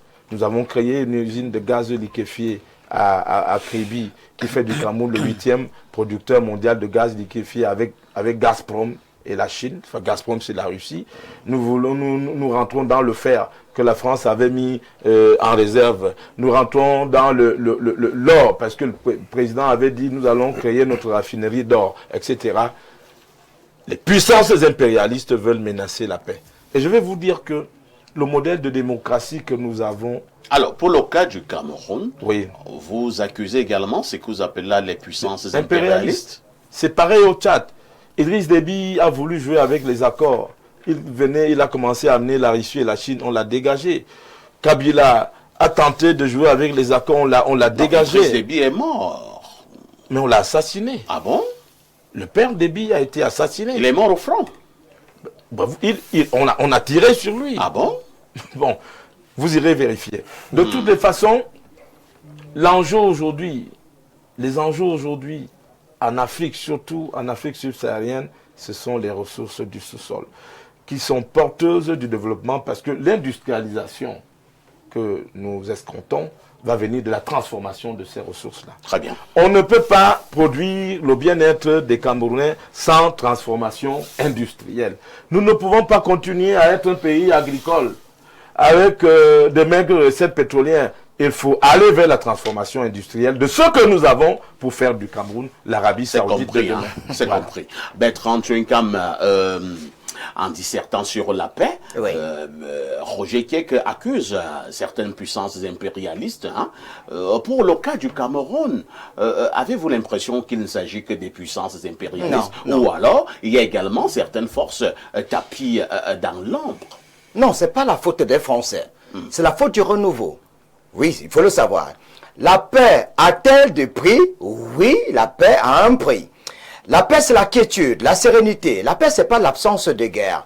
Il y a un ancien président américain qui disait que la meilleure façon de préparer la paix, c'est de préparer la guerre. Notre président aux Nations Unies avait dit « Nous sommes les mendiants de la paix, mon Dieu ». Regardez un peu le Cameroun qui est en lambeaux. Est-ce que nous sommes en paix? Non, on n'est pas en paix depuis on ne dira pas que le Cameroun est en lambeaux. Nous ne sommes pas en paix. La paix nécessite trop de sacrifices. Il n'y a pas de paix sans sacrifice. Pour être en paix, il faut d'abord avoir sa monnaie. Est-ce que le Cameroun a sa monnaie? Non. Autrement dit, la paix, il faut être libre. À cause de quoi? Nous ne sommes pas libres. Nelson Mandela, de regretter mémoire, disait que être libre, c'est pas seulement le fait d'avoir été débarrassé de ses chaînes, c'est respecter celle de l'autre dans la dignité. Le général de Gaulle, en 1958, les années d'indépendance, à Brazzaville, avait dit « Indépendance ne veut pas dire liberté ». Il était question de mettre quelques suppôts de l'Élysée qui, au lieu de servir, devait asservir et se faire servir. C'est-à-dire mettre quelques gouverneurs qui ont chanté la Marseillaise, qui devaient être à la solde de la France. On n'a pas de monnaie. On ne peut pas se développer sans monnaie. Tous les pays qui se sont développés sur la planète, et même le petit Rwanda sans monnaie. Le Cameroun reste tout dans la phase de puberté, c'est-à-dire, oui, l'enfer, les Européens. Mais ceux qui sont là, pourquoi est-ce qu'ils ne fabriquent pas leur propre monnaie? Pour un pays qui a 14 000 milliards comme dette à l'extérieur. On ne fait que contracter alors qu'on a tout. La bourgeoisie inutile. Donc, pas de liberté, pas de paix. Je prendrais des cas qui sont aussi légion. Les sacrifices. La Révolution française, c'était quoi? On avait un roi qui était là, il avait tous les noms d'oiseaux. C'est-à-dire, le roi, il suffisait pour un pauvre de manger du pain, c'était un sacrilège. Il y a eu prise de la Bastille, on a tordu son cou. Et les 5 dernières secondes qui lui restaient à vivre, on a tendu au public pour qu'il se rende compte qu'il a tout confondu. Parce que la France a perdu tellement d'individus, peut-être 200 000 individus, pour pouvoir être en paix. Et Jean-Jacques Rousseau, qui était exilé en Angleterre, revenu en France, il a mis sur pied le contrat social. Où le ministre veut dire servir, pas servir, pas se faire servir. Et c'est là où on avait instauré pour la première fois le mot république, qui signifie à latin républica, la chose publique. Est-ce qu'au Cameroun, le terme république a un sens? Je vous dis non. Des sacrifices. Je prends le cas de l'Algérie. L'Algérie peut être en paix parce que l'Algérie a arraché son indépendance avec le Front de Libération Nationale, le FLN. Je prends par exemple le cas de Madagascar. Le chômage, la famine, la vie chère. Ange Razouel a été chassé comme un propre dans son pays, avec ce qu'on appelle Génération Z.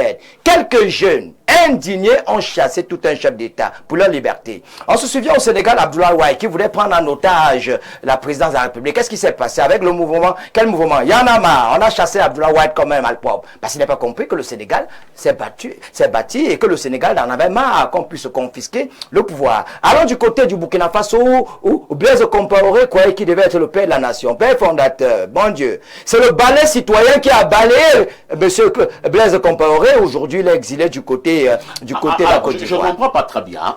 Ces exemples, là, oui. C'est pour dire quoi? C'est pour démontrer que certains pays qui sont en paix ont subi parfois des révolutions. Parce que la paix aussi, c'est manger. La paix, c'est se vêtir. La paix, c'est pouvoir se mouvoir. Alors, la paix est une notion... Vous êtes en posture d'ovationner les révolutions, mais la rébellion. Non, je suis contre la guerre. Je fais des lectures. La France aujourd'hui, c'est le pays de la liberté. Vous avez été en France. La paix et la liberté. Quand vous partez à la place de la Bastille, le musée Le Louvre, le quai Branly, des grands lieux mythiques de la France. Mais est-ce que les gens savent qu'en France, à l'époque de la dictature, il était difficile pour un pauvre de manger du pain? C'était pas n'importe quoi. Alors, je vais prendre par exemple d'autres notions. La paix, c'est une question philosophique. Si vous êtes dans des pays, par exemple, où on a un Molinex qui fonctionne sans fil, qui doit opprimer peut-être des gens qui marchent pour rien, opprimer par exemple des opposants, opprimer, ça devient difficile. Parce que la paix, il faut faire très attention. C'est la raison pour laquelle Nelson Mandela, de regretter mémoire, disait « Les mentalités de répression détruisent les États, alors que les mentalités de tolérance construisent les nations. Les enseignants sont misérables. On peut être en paix quand on est misérable? Point d'interrogation. Les médecins camerounais sont misérables. Sont-ils en paix? Non. Est-ce que vous savez qu'à Paris, il y a plus de médecins camerounais qu'au Cameroun? Est-ce que vous savez que les auxiliaires de vie sont tellement allés à Montréal travailler qu'on leur a dit qu'on ne vous veut plus? Vous êtes trop nombreux. Parce qu'ils étaient misérables ici. Est-ce que vous savez que les journalistes camerounais sont des crèves-la-faim pour la plupart? Des patrons qui ne payent pas bien. Ils ne sont pas affiliés à CPS, qui sont là à la merci des oubliettes. Est-ce que vous savez qu'en 1978, à l'époque de M. Amadou Ahidjo, on était déjà émergent? Le Cameroun a aidé la Chine. Le Cameroun a aidé le Japon. Est-ce que vous savez que le Cameroun a aidé la Malaisie avec des trucs pour l'huile rouge? Aujourd'hui, on a l'huile rouge. Vous savez combien ça coûte le litre? Non. Est-ce que vous savez qu'en 1978, on avait des sociétés de souveraineté nationale qui étaient là? Et qu'aujourd'hui, on a privatisé la plupart de ces sociétés. On ne peut pas, dans un pays sérieux, privatiser l'eau. Moi, ça fait 3 semaines de la fin. Vous parlez toujours de la paix? Je parle de la paix. La paix, c'est quoi? On ne peut pas privatiser l'eau. On peut pas privatiser l'électricité. On peut pas privatiser même le chemin de fer. On ne peut pas tout privatiser. Le riz camerounais, vous avez consommé ça pour que la dernière fois c'était quand? On prend le riz thaïlandais, alors qu'on a la possibilité d'avoir du bon riz. Très bien. Le fer de Mbalam, vous donnez aux Chinois. Vous croyez que les Camerounais ne peuvent pas fabriquer eux-mêmes avec leur expertise? Ceux qui sont en Europe, parfait. Vous savez qu'il y a l'uranium à Guidé. Il y a Roger qui veut absolument. Je me renverse pas. Attendez. Pardon, je suis pas je vous en prie. Permettez une seconde. Oui. Il ne faut pas que on vogue dans tous les sens. Il a dit des choses. Le général de Gaulle, en 1958, a plombé toute possibilité de développement des États africains. Il a dit lui-même. Oui. Ces accords dont on parle, en dehors des accords qui plombent le sous-sol, vous avez les accords monétaires qui ont institué le franc des colonies françaises. On n'a jamais eu l'indépendance. Je vous en prie. Ces accords-là font que vous ne pouvez pas avoir la monnaie. Mais ces accords monétaires sont entrés en caducité aussi en 2000. Et pourquoi est-ce qu'on ne change pas? Je vous en prie. Mais c'était mon œuvre de gloire, non? Vous avez arraché. Il est donc temps maintenant que nos économies se réveillent et se transforment. Ça a commencé avec l'Alliance des États du Sahel. Ça va suivre avec les États. C'est une volonté politique. C'est une nouvelle émancipation. Vous savez, Sankara est mort parce qu'il voulait anticiper sur cette libération. Aujourd'hui, le capitaine Traoré, qui est sankariste, vient de reprendre ce combat. Il fait des merveilles. Je vous en prie. L'Afrique a été plombée parfois dans des accords qui pouvaient durer dans un système. Parce qu'il y a le niveau culturel, les pratiques comme l'homosexualité, qui plombent toute possibilité de libération. Donc, ces choses-là ont été mises en place pour bloquer l'Afrique au moins pendant 100 ans. Mais aujourd'hui, les États africains sont en train de se réveiller. Et la France dont ils parlent, la France n'est pas en paix. Les gens sont dans la rue. La France n'a presque pas de gouvernement en ce moment. Les gens sont dans la rue pour demander au président Macron de partir. Parce que la France utilisait l'Afrique comme son arrière-cour, comme son grenier. Et maintenant, ça a été coupé. C'est coupé. Très bien. Et donc, il toute possibilité de paix. Je peux chuter à non, toute possibilité de paix parler de ce côté-là. Il ne faut pas qu'on aille dans tous les sens. C'est compris. Et il y a Jacques Bagnoloc qui est là et Alain Nou qui ne sont pas là pour le décor. Hein. Alors, Jacques Bagnoloc, nous parlons de la paix ce matin. Je vous exhorte à parler de la paix pour que nous n'allions pas dans tous les sens. Jacques, est-ce que il n'est pas temps que nous nous disions que nous pouvons, et nous devons d'ailleurs avoir des divergences, mais la paix doit être sacrée. La paix doit être sacrée, la paix doit être le maître mot. Et comme Bertrand le disait, le président de la République, Paul Biya, lui-même l'avait dit, nous sommes les mendiants de la paix.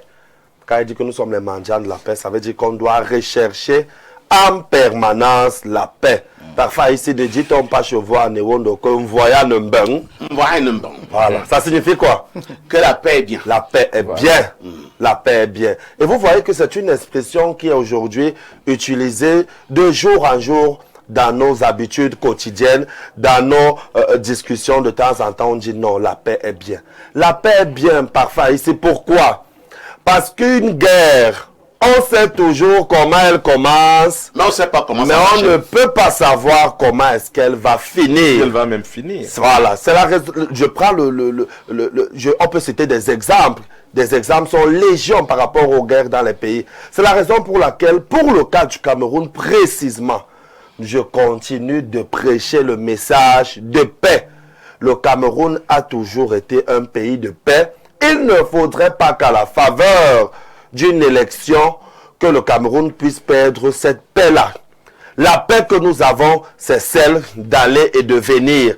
La paix que nous avons, c'est celle-là parfois ici de nous retrouver sur un plateau prestigieux comme celui-ci, d'échanger pour parler de la nation camerounaise, pour parler de la République. C'est en cela que je vous félicite parce que des émissions comme les vôtres sont pédagogiques. Elles enseignent. Ceux qui nous regardent à la maison, à Bafia, chez moi, à Omen, Angol, Mendouka, doivent savoir que la paix n'a pas de prix. Vous avez posé la question. Moi, je réponds directement. Oui, la paix n'a pas de prix. Elle n'a pas de prix parce que rien ne vaut la paix. C'est la raison pour laquelle il peut y avoir des tensions dans un pays. Regardez même dans nos familles parfois ici. Les enfants se bagarrent parfois. Les enfants discutent le terrain. Après un moment, le père de la famille vient faire asseoir tout le monde autour d'une table et décide qu'ensemble on puisse conjuguer le message. Le message là, c'est celui de la paix. Notre pays est en train de traverser une période très difficile. On voit ce qu'il y a à Garoua. On a vu ce qu'il y a eu dernièrement à Tchang. On a vu un semblant de mouvement du côté de Douala récemment. Oui, pour les gens qui veulent manifester, mais pensez à manifester dans le strict respect des lois et règlements. En face, on n'aura jamais une armée qui va se lever pour venir terrasser ces populations. L'armée est celle-là qui est là pour nous garder, pour protéger, pour encadrer. Et c'est cette mission régalienne qu'elle fait au quotidien. C'est la raison pour laquelle ici, quand nous nous retrouvons, du nord au sud, de l'est à l'ouest, Maman Guéa avait chanté de Bamenda à Yaoundé, solidarité, de Kaele à Menganga, protégeant le Cameroun.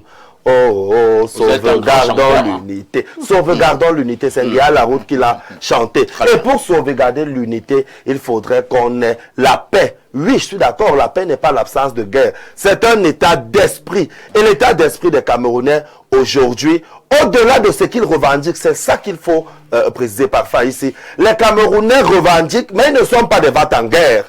Les Camerounais revendiquent l'amélioration des conditions de vie, mais ils ne sont pas jusqu'au boutiste dans leurs revendications. Oui, pour des revendications, mais jusqu'où? Est-ce que vous savez que parfois ici, vous pouvez avoir raison dans une revendication, dans le fond, mais la façon dont vous la posez fait en sorte qu'on ne vous accorde pas une suite favorable. Oui, pour un pays où on va être ensemble dans la paix, parce que la paix n'a pas de prix. Recherchons en permanence cette paix et nous prions que le Cameroun reste dans cette paix. Les problèmes politiques, les querelles vont passer, mais le Cameroun doit rester et demeurer en paix. Les querelles politiques et autres vont passer, mais le Cameroun doit rester et demeurer en paix. Avec un signe de paix, je vous passe la parole à Lendouk en vous posant la question de savoir que doit faire chaque Camerounais, chaque Camerounaise pour que la paix soit préservée. La paix a-t-elle un prix? Si nous n'avons pas fait le tour de la question et du sens même du concept de la paix, pourrions-nous lui donner un prix? Dans le monde, on a coutume de dire qu'il y a un prix presque pour tout. Dans un monde vendu au mercantilisme et au capitalisme, tout a un prix. Est-ce le cas pour la paix?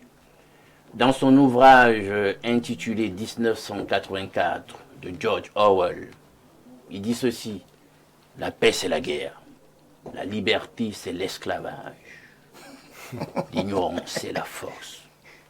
Il dresse malheureusement dans l'ouvrage en question, que de plus de 400 pages que j'ai pris soin de lire, un tableau de notre monde, un monde de paradoxes, où les mots ont perdu de leur sens. Quand on parle de paix aujourd'hui, quel est le contenu du concept en question? Justement, la paix c'est la guerre. Vous n'avez pas vu que le monde est dans un état de guerre permanente? Est-ce que dans un tel contexte où il y a toujours conflictualité, on peut envisager, parler sereinement, objectivement, philosophiquement, d'une certaine paix? Laquelle? Peut-être que dans un état de guerre permanent, le prix de la paix ici serait les dividendes que se font l'industrie de l'armement. Peut-être que c'est le prix de la paix. C'est eux qui entretiennent un état permanent de guerre, de conflictualité à travers. Et qui se fait du beurre. Et qui se font du beurre sur le dos des peuples, sur le sang des peuples. Vous vous rappelez ma citation de Cécile Rhodes, l'argent c'est le sang des autres. Il faut prendre ça en compte. Il y a un géopoliticien.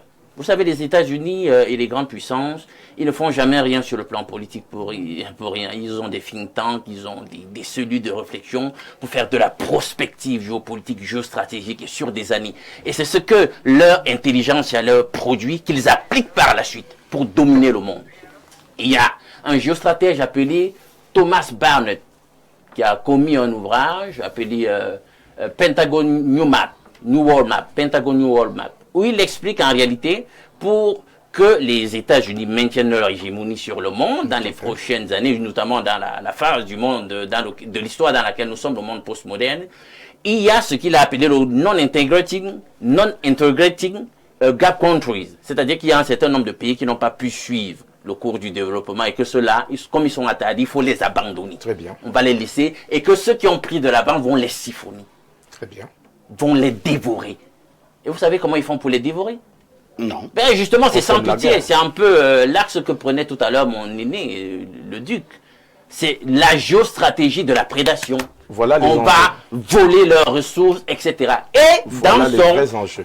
dans son non-integrating gap countries, l'Afrique est parmi les pays justement qui n'ont pas pu suivre le continent, est un des continents. Et donc justement, on légitime, tu vas me laisser parler parce que je vous ai suivi très poliment. On légitime donc par la suite la prédation et les violences qui seront faites par la suite sur l'Afrique pour prendre ses richesses. Et pour qu'elle ne se développe jamais de la vie. Jamais dans la suite de l'histoire postmoderne. Il faut déjà prendre ça en compte. Donc, vu sous ce prisme-là, est-ce qu'on pourra parler de paix quand personne ne veut respecter l'Afrique? Et je veux croire que le Cameroun, puisque c'est par là que je veux sortir, c'est un pays placé stratégiquement dans un certain endroit, dans l'Afrique en question. Vous pensez véritablement qu'on va parler objectivement de paix dans un tel contexte de voracité géopolitique? Merci. Maintenant, je sors par là. Parfait. Maintenant, je reviens à notre contexte. On ne veut pas mettre tout sur le dos et sur le compte de la géopolitique. Nous avons nos responsabilités endogènes dans la situation qui prévaut. C'est vrai, La paix. C'est vrai que vous n'avez pas répondu à ma question. Non, je suis en train de répondre, je sors parce qu'il fallait, je fais comme un recherche. Tu te rappelles encore ma question? Justement, qu'est-ce qu'il faut que la conduite que les Camerounais doivent adopter? Oui, maintenant, je ne sais pas là que je sors. C'est pas là que je sors. D'accord. Alors, on ne va pas pouvoir dire aux Camerounais ce qu'ils ont à tenir comme conduite si on ne les fait pas comprendre qu'en réalité, chacun doit se responsabiliser. C'est-à-dire que chacun doit regarder en face ce qu'il a fait et qui a mis la paix dans une situation précaire. Merci. Est-ce que je me fais comprendre? Oui. Alors, quand vous êtes dans un pays où on a l'impression que le pays n'est pas le pays de tous, et qu'il y a une caste de privilèges et la caste de ceux qui subissent. Des machins. La myriade de laissés pour compte. Quand vous avez l'impression dans un pays que vous avez cédé vos prérogatives dans le cadre d'un contrat social à une élite qui doit gouverner pour l'intérêt de tous, mais vous n'arrivez même plus à vous faire entendre par elle. Vous pensez que ça va préserver la paix? Par quel tour de passe-passe ça va préserver la paix? Quand on arrive à dire, voici l'iniquité, c'est établi que les gens ont fauté, mais vous laissez prospérer l'impunité. Les amis, vous pensez que la paix va prospérer? Quand, justement, c'est l'autre prix de la paix, je sors par là parfait. Ça fait 3 fois que vous voulez sortir. Hein? Non, l'autre prix de la paix, la justice, monsieur. Voilà, la justice sociale, tant qu'elle n'est pas là, c'est l'autre prix de la paix, il n'y aura pas de paix. Donc maintenant, les Camerounais, réfléchissons, remettons-nous en question. Le vrai débat. Et là, disons-nous, est-ce que, justement, créer un bain de sang, sur le moment, est la solution? Moi, je ne crois pas. Moi, je l'ai toujours dit. Si quelqu'un attend de ma bouche que je vais dire, sortons, allons tuer un tel, parce que, non, je pense qu'on peut arriver à de bons résultats, et je l'ai toujours dit, par le pacifisme. Exactement. Et que chacun prenne ses responsabilités. Si tu sais que ton temps est arrivé à son terme, tu as donné ce que tu pouvais donner, et que bon, aucune œuvre n'est parfaite, tu peux prendre ton repos. Merci, merci Alain. Il parle de qui parfait ici? Je ne sais pas. Ah, d'accord. Voilà donc le vrai débat, parce que le débat a été forcé. Montesquieu. On va lire des messages. Hein? Bien le bonjour à toi parfait. Ici, le mendiant de la paix d'espace miné, ainsi qu'à Bertrand Tchoinkam, le tam-tam le plus envieux du Cameroun, sans oublier ton riche panel, en particulier à Alino, le cacao camerounais du moment.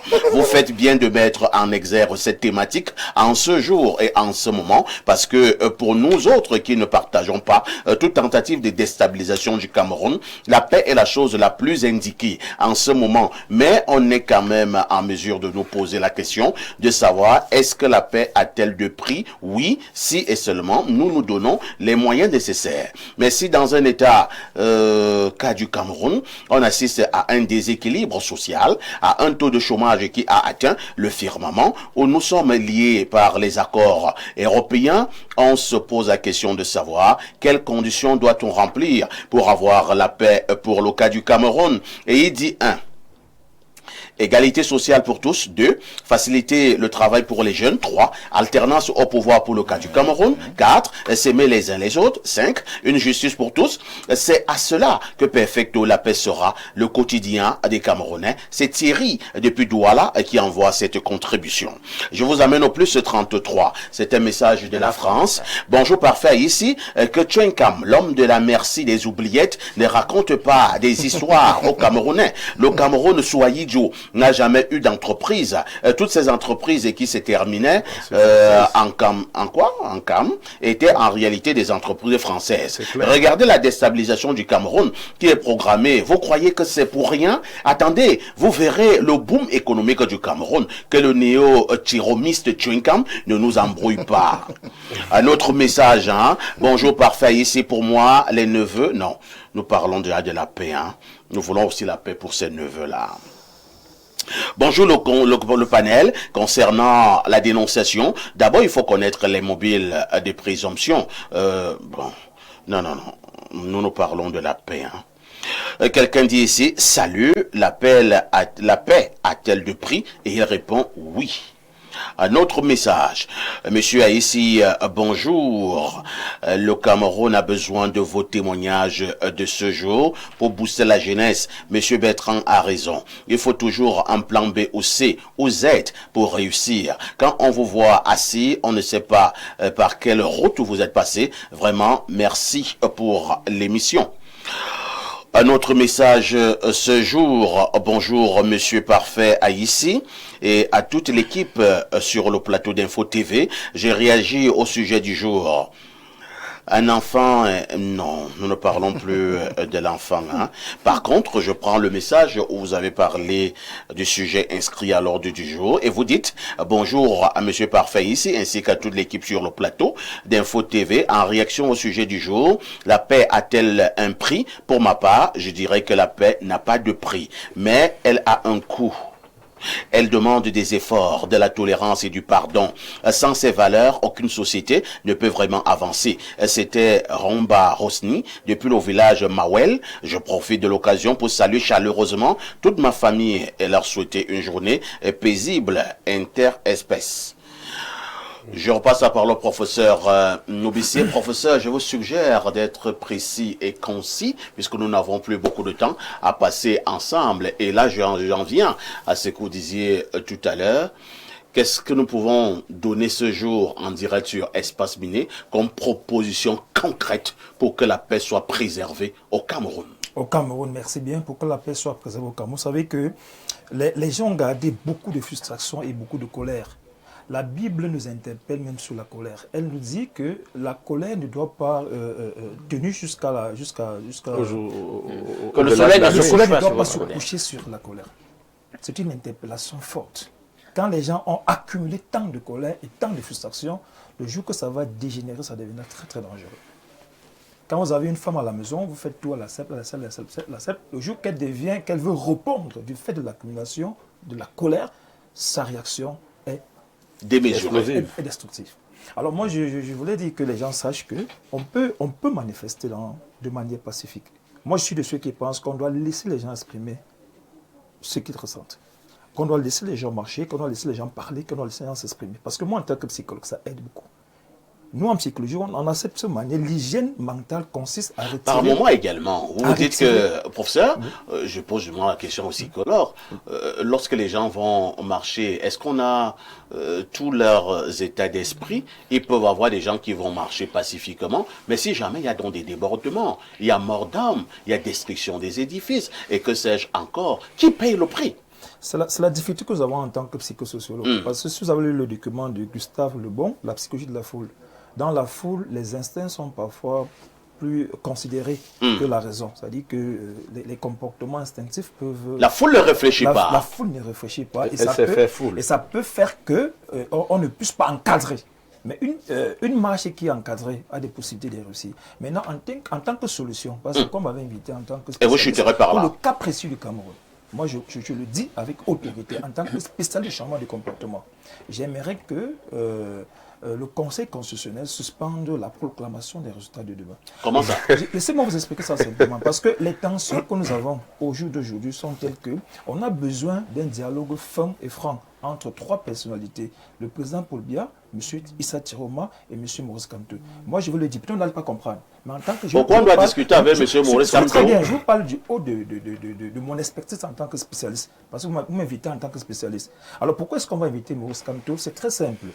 Regardez un peu les taux de participation aux dernières élections. Commencez par le taux de participation à l'élection présidentielle de 2018. C'est 54,3%. Prenez le taux de participation aux municipales et législatives de 2020. C'est entre 22 et 25%. Prenez le taux de participation aux élections présidentielles qui sont là, dont les chiffres sont en train de tomber, c'est entre 48 et 50%. Ça montre que ce monsieur, qu'on ne le veut pas, il a derrière lui une forte popularité. Alors, comme pour dire tout simplement que... Vous parlez de qui? De monsieur Maurice Kamto. Je le dis avec autorité et je le dis avec les preuves en tant que scientifique.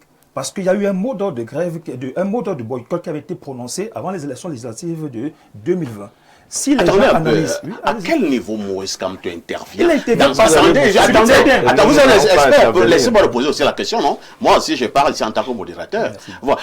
À quel niveau Maurice Kamto doit intervenir au niveau du processus électoral? Non, je dis ceci. Je dis que c'était le processus. Si on arrive à suspendre, parce que je prends la logique de mes propos, si on arrive à suspendre le processus, pour que la programmation se fasse après. Si on suspend le processus, nous ne serons plus dans les règles. Non, la loi sera piétinée. On peut le faire avant, on peut le faire avant samedi, avant dimanche, avant lundi, avant le 27, donc, avant dimanche, les 15 jours, oui.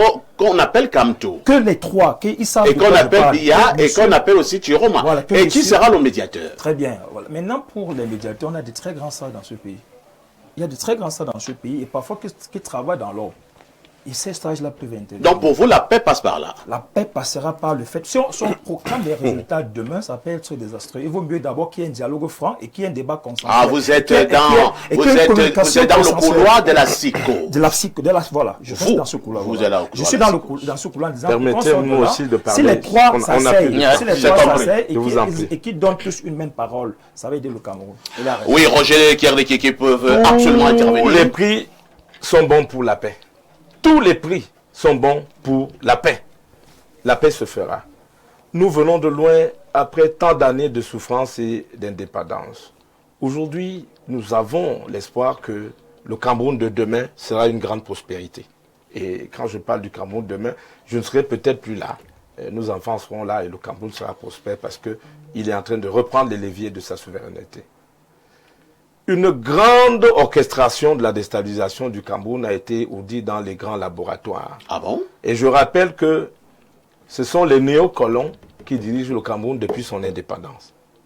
Les pères bâtisseurs qui voulaient diriger le Cameroun avaient tous été assassinés.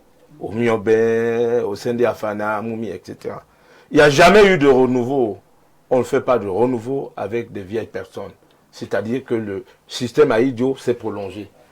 Paul Biya est du système Aïdio. Bello Bouba Maïgali est du système Aïdio. Tiroma est du système Aïdio. Il n'y a aucune logique de changement avec des personnes qui sont porteuses d'un système qui est qualifié comme étant celui qui a approuvé et malmené les Camerounais. Et que répondez-vous à la préoccupation du professeur Noubissien? Non, attention. On ne projette pas un pays en le focalisant sur des individus. L'individu ne compte pas à l'échelle de la projection d'une nation. Le Cameroun se fera. Nous pouvons partir, mais le Cameroun va se faire, même avec des générations futures. Et faisons très attention. Cette élection n'est pas une élection comme les autres. On ne peut pas stopper le processus actuel. C'est un gros piège? C'est un gros piège. Il faut aller jusqu'au bout, donner des coups de franche. Par contre, moi j'en appelle à un gouvernement d'ouverture nationale. Un gouvernement d'union nationale, appeler les uns et les autres pour bâtir ensemble. On ne peut pas se comporter comme si certains sont nés pour accompagner d'autres qui dirigent et qui règnent dans l'arrogance. Pas du tout. Il faut ouvrir, il faut dialoguer, il faut discuter pour projeter le Cameroun vers son avenir. Jean Bagnola prend la parole. Voilà, merci parfois. Ici, le professeur Noubissien est dans la futurologie pour parler comme le professeur Famdongo. Non, je ne crois pas que si on arrête le processus, électorale, à travers la proclamation de demain, il y aura quelque chose de spécial. Est-ce que vous ne vous dites pas, professeur Nombissier, que si on arrête justement ce processus-là, et on fait ce que vous dites là, ça peut aussi révolter d'autres personnes. Si on le fait, il faut des spécialistes. Voilà, moi je dis donc parfois ici, je suis un traditionnaliste, et les traditionnalistes disent que lorsque le vin est déjà tiré, on le boit. Le vin est déjà tiré, le processus est déjà lancé. Restons donc calmes et attendons ce que nous dira le Conseil constitutionnel demain. Surtout après, il faut prêcher l'évangile de paix. Et je termine parce que je suis un chrétien. Même lors des messes, lors des célébrations eucharistiques, on dit le Christ avait dit à ses apôtres, je vous laisse la paix, je vous donne ma paix. Je prie le Seigneur de ne pas regarder les péchés de nous les Camerounais, mais notre foi que nous avons au quotidien. Et pour que la volonté du Seigneur s'accomplisse, qu'il nous donne toujours cette paix et qu'il nous conduise vers l'unité du Cameroun, lui qui vit et règne pour les siècles sans fin. Amen. J'ai dit seulement Amen. Merci au prêtre Jacques ce matin. Nous sommes à retard de ce programme. Je suis désolé. Non, pas du tout. Mais je vous donne ma paix, Bertrand. Merci. Merci à Roger. Merci à Jacques. Merci à Lino. Et nous souhaitons la paix. On voulait en remplacer une, mais bon. Quand on t'a donné la parole, tu as parlé de avec toute la paix du monde, je vous dis que ce soir, il y aura la rediffusion de ce programme. Avec tout ceci, que faites-vous encore ailleurs?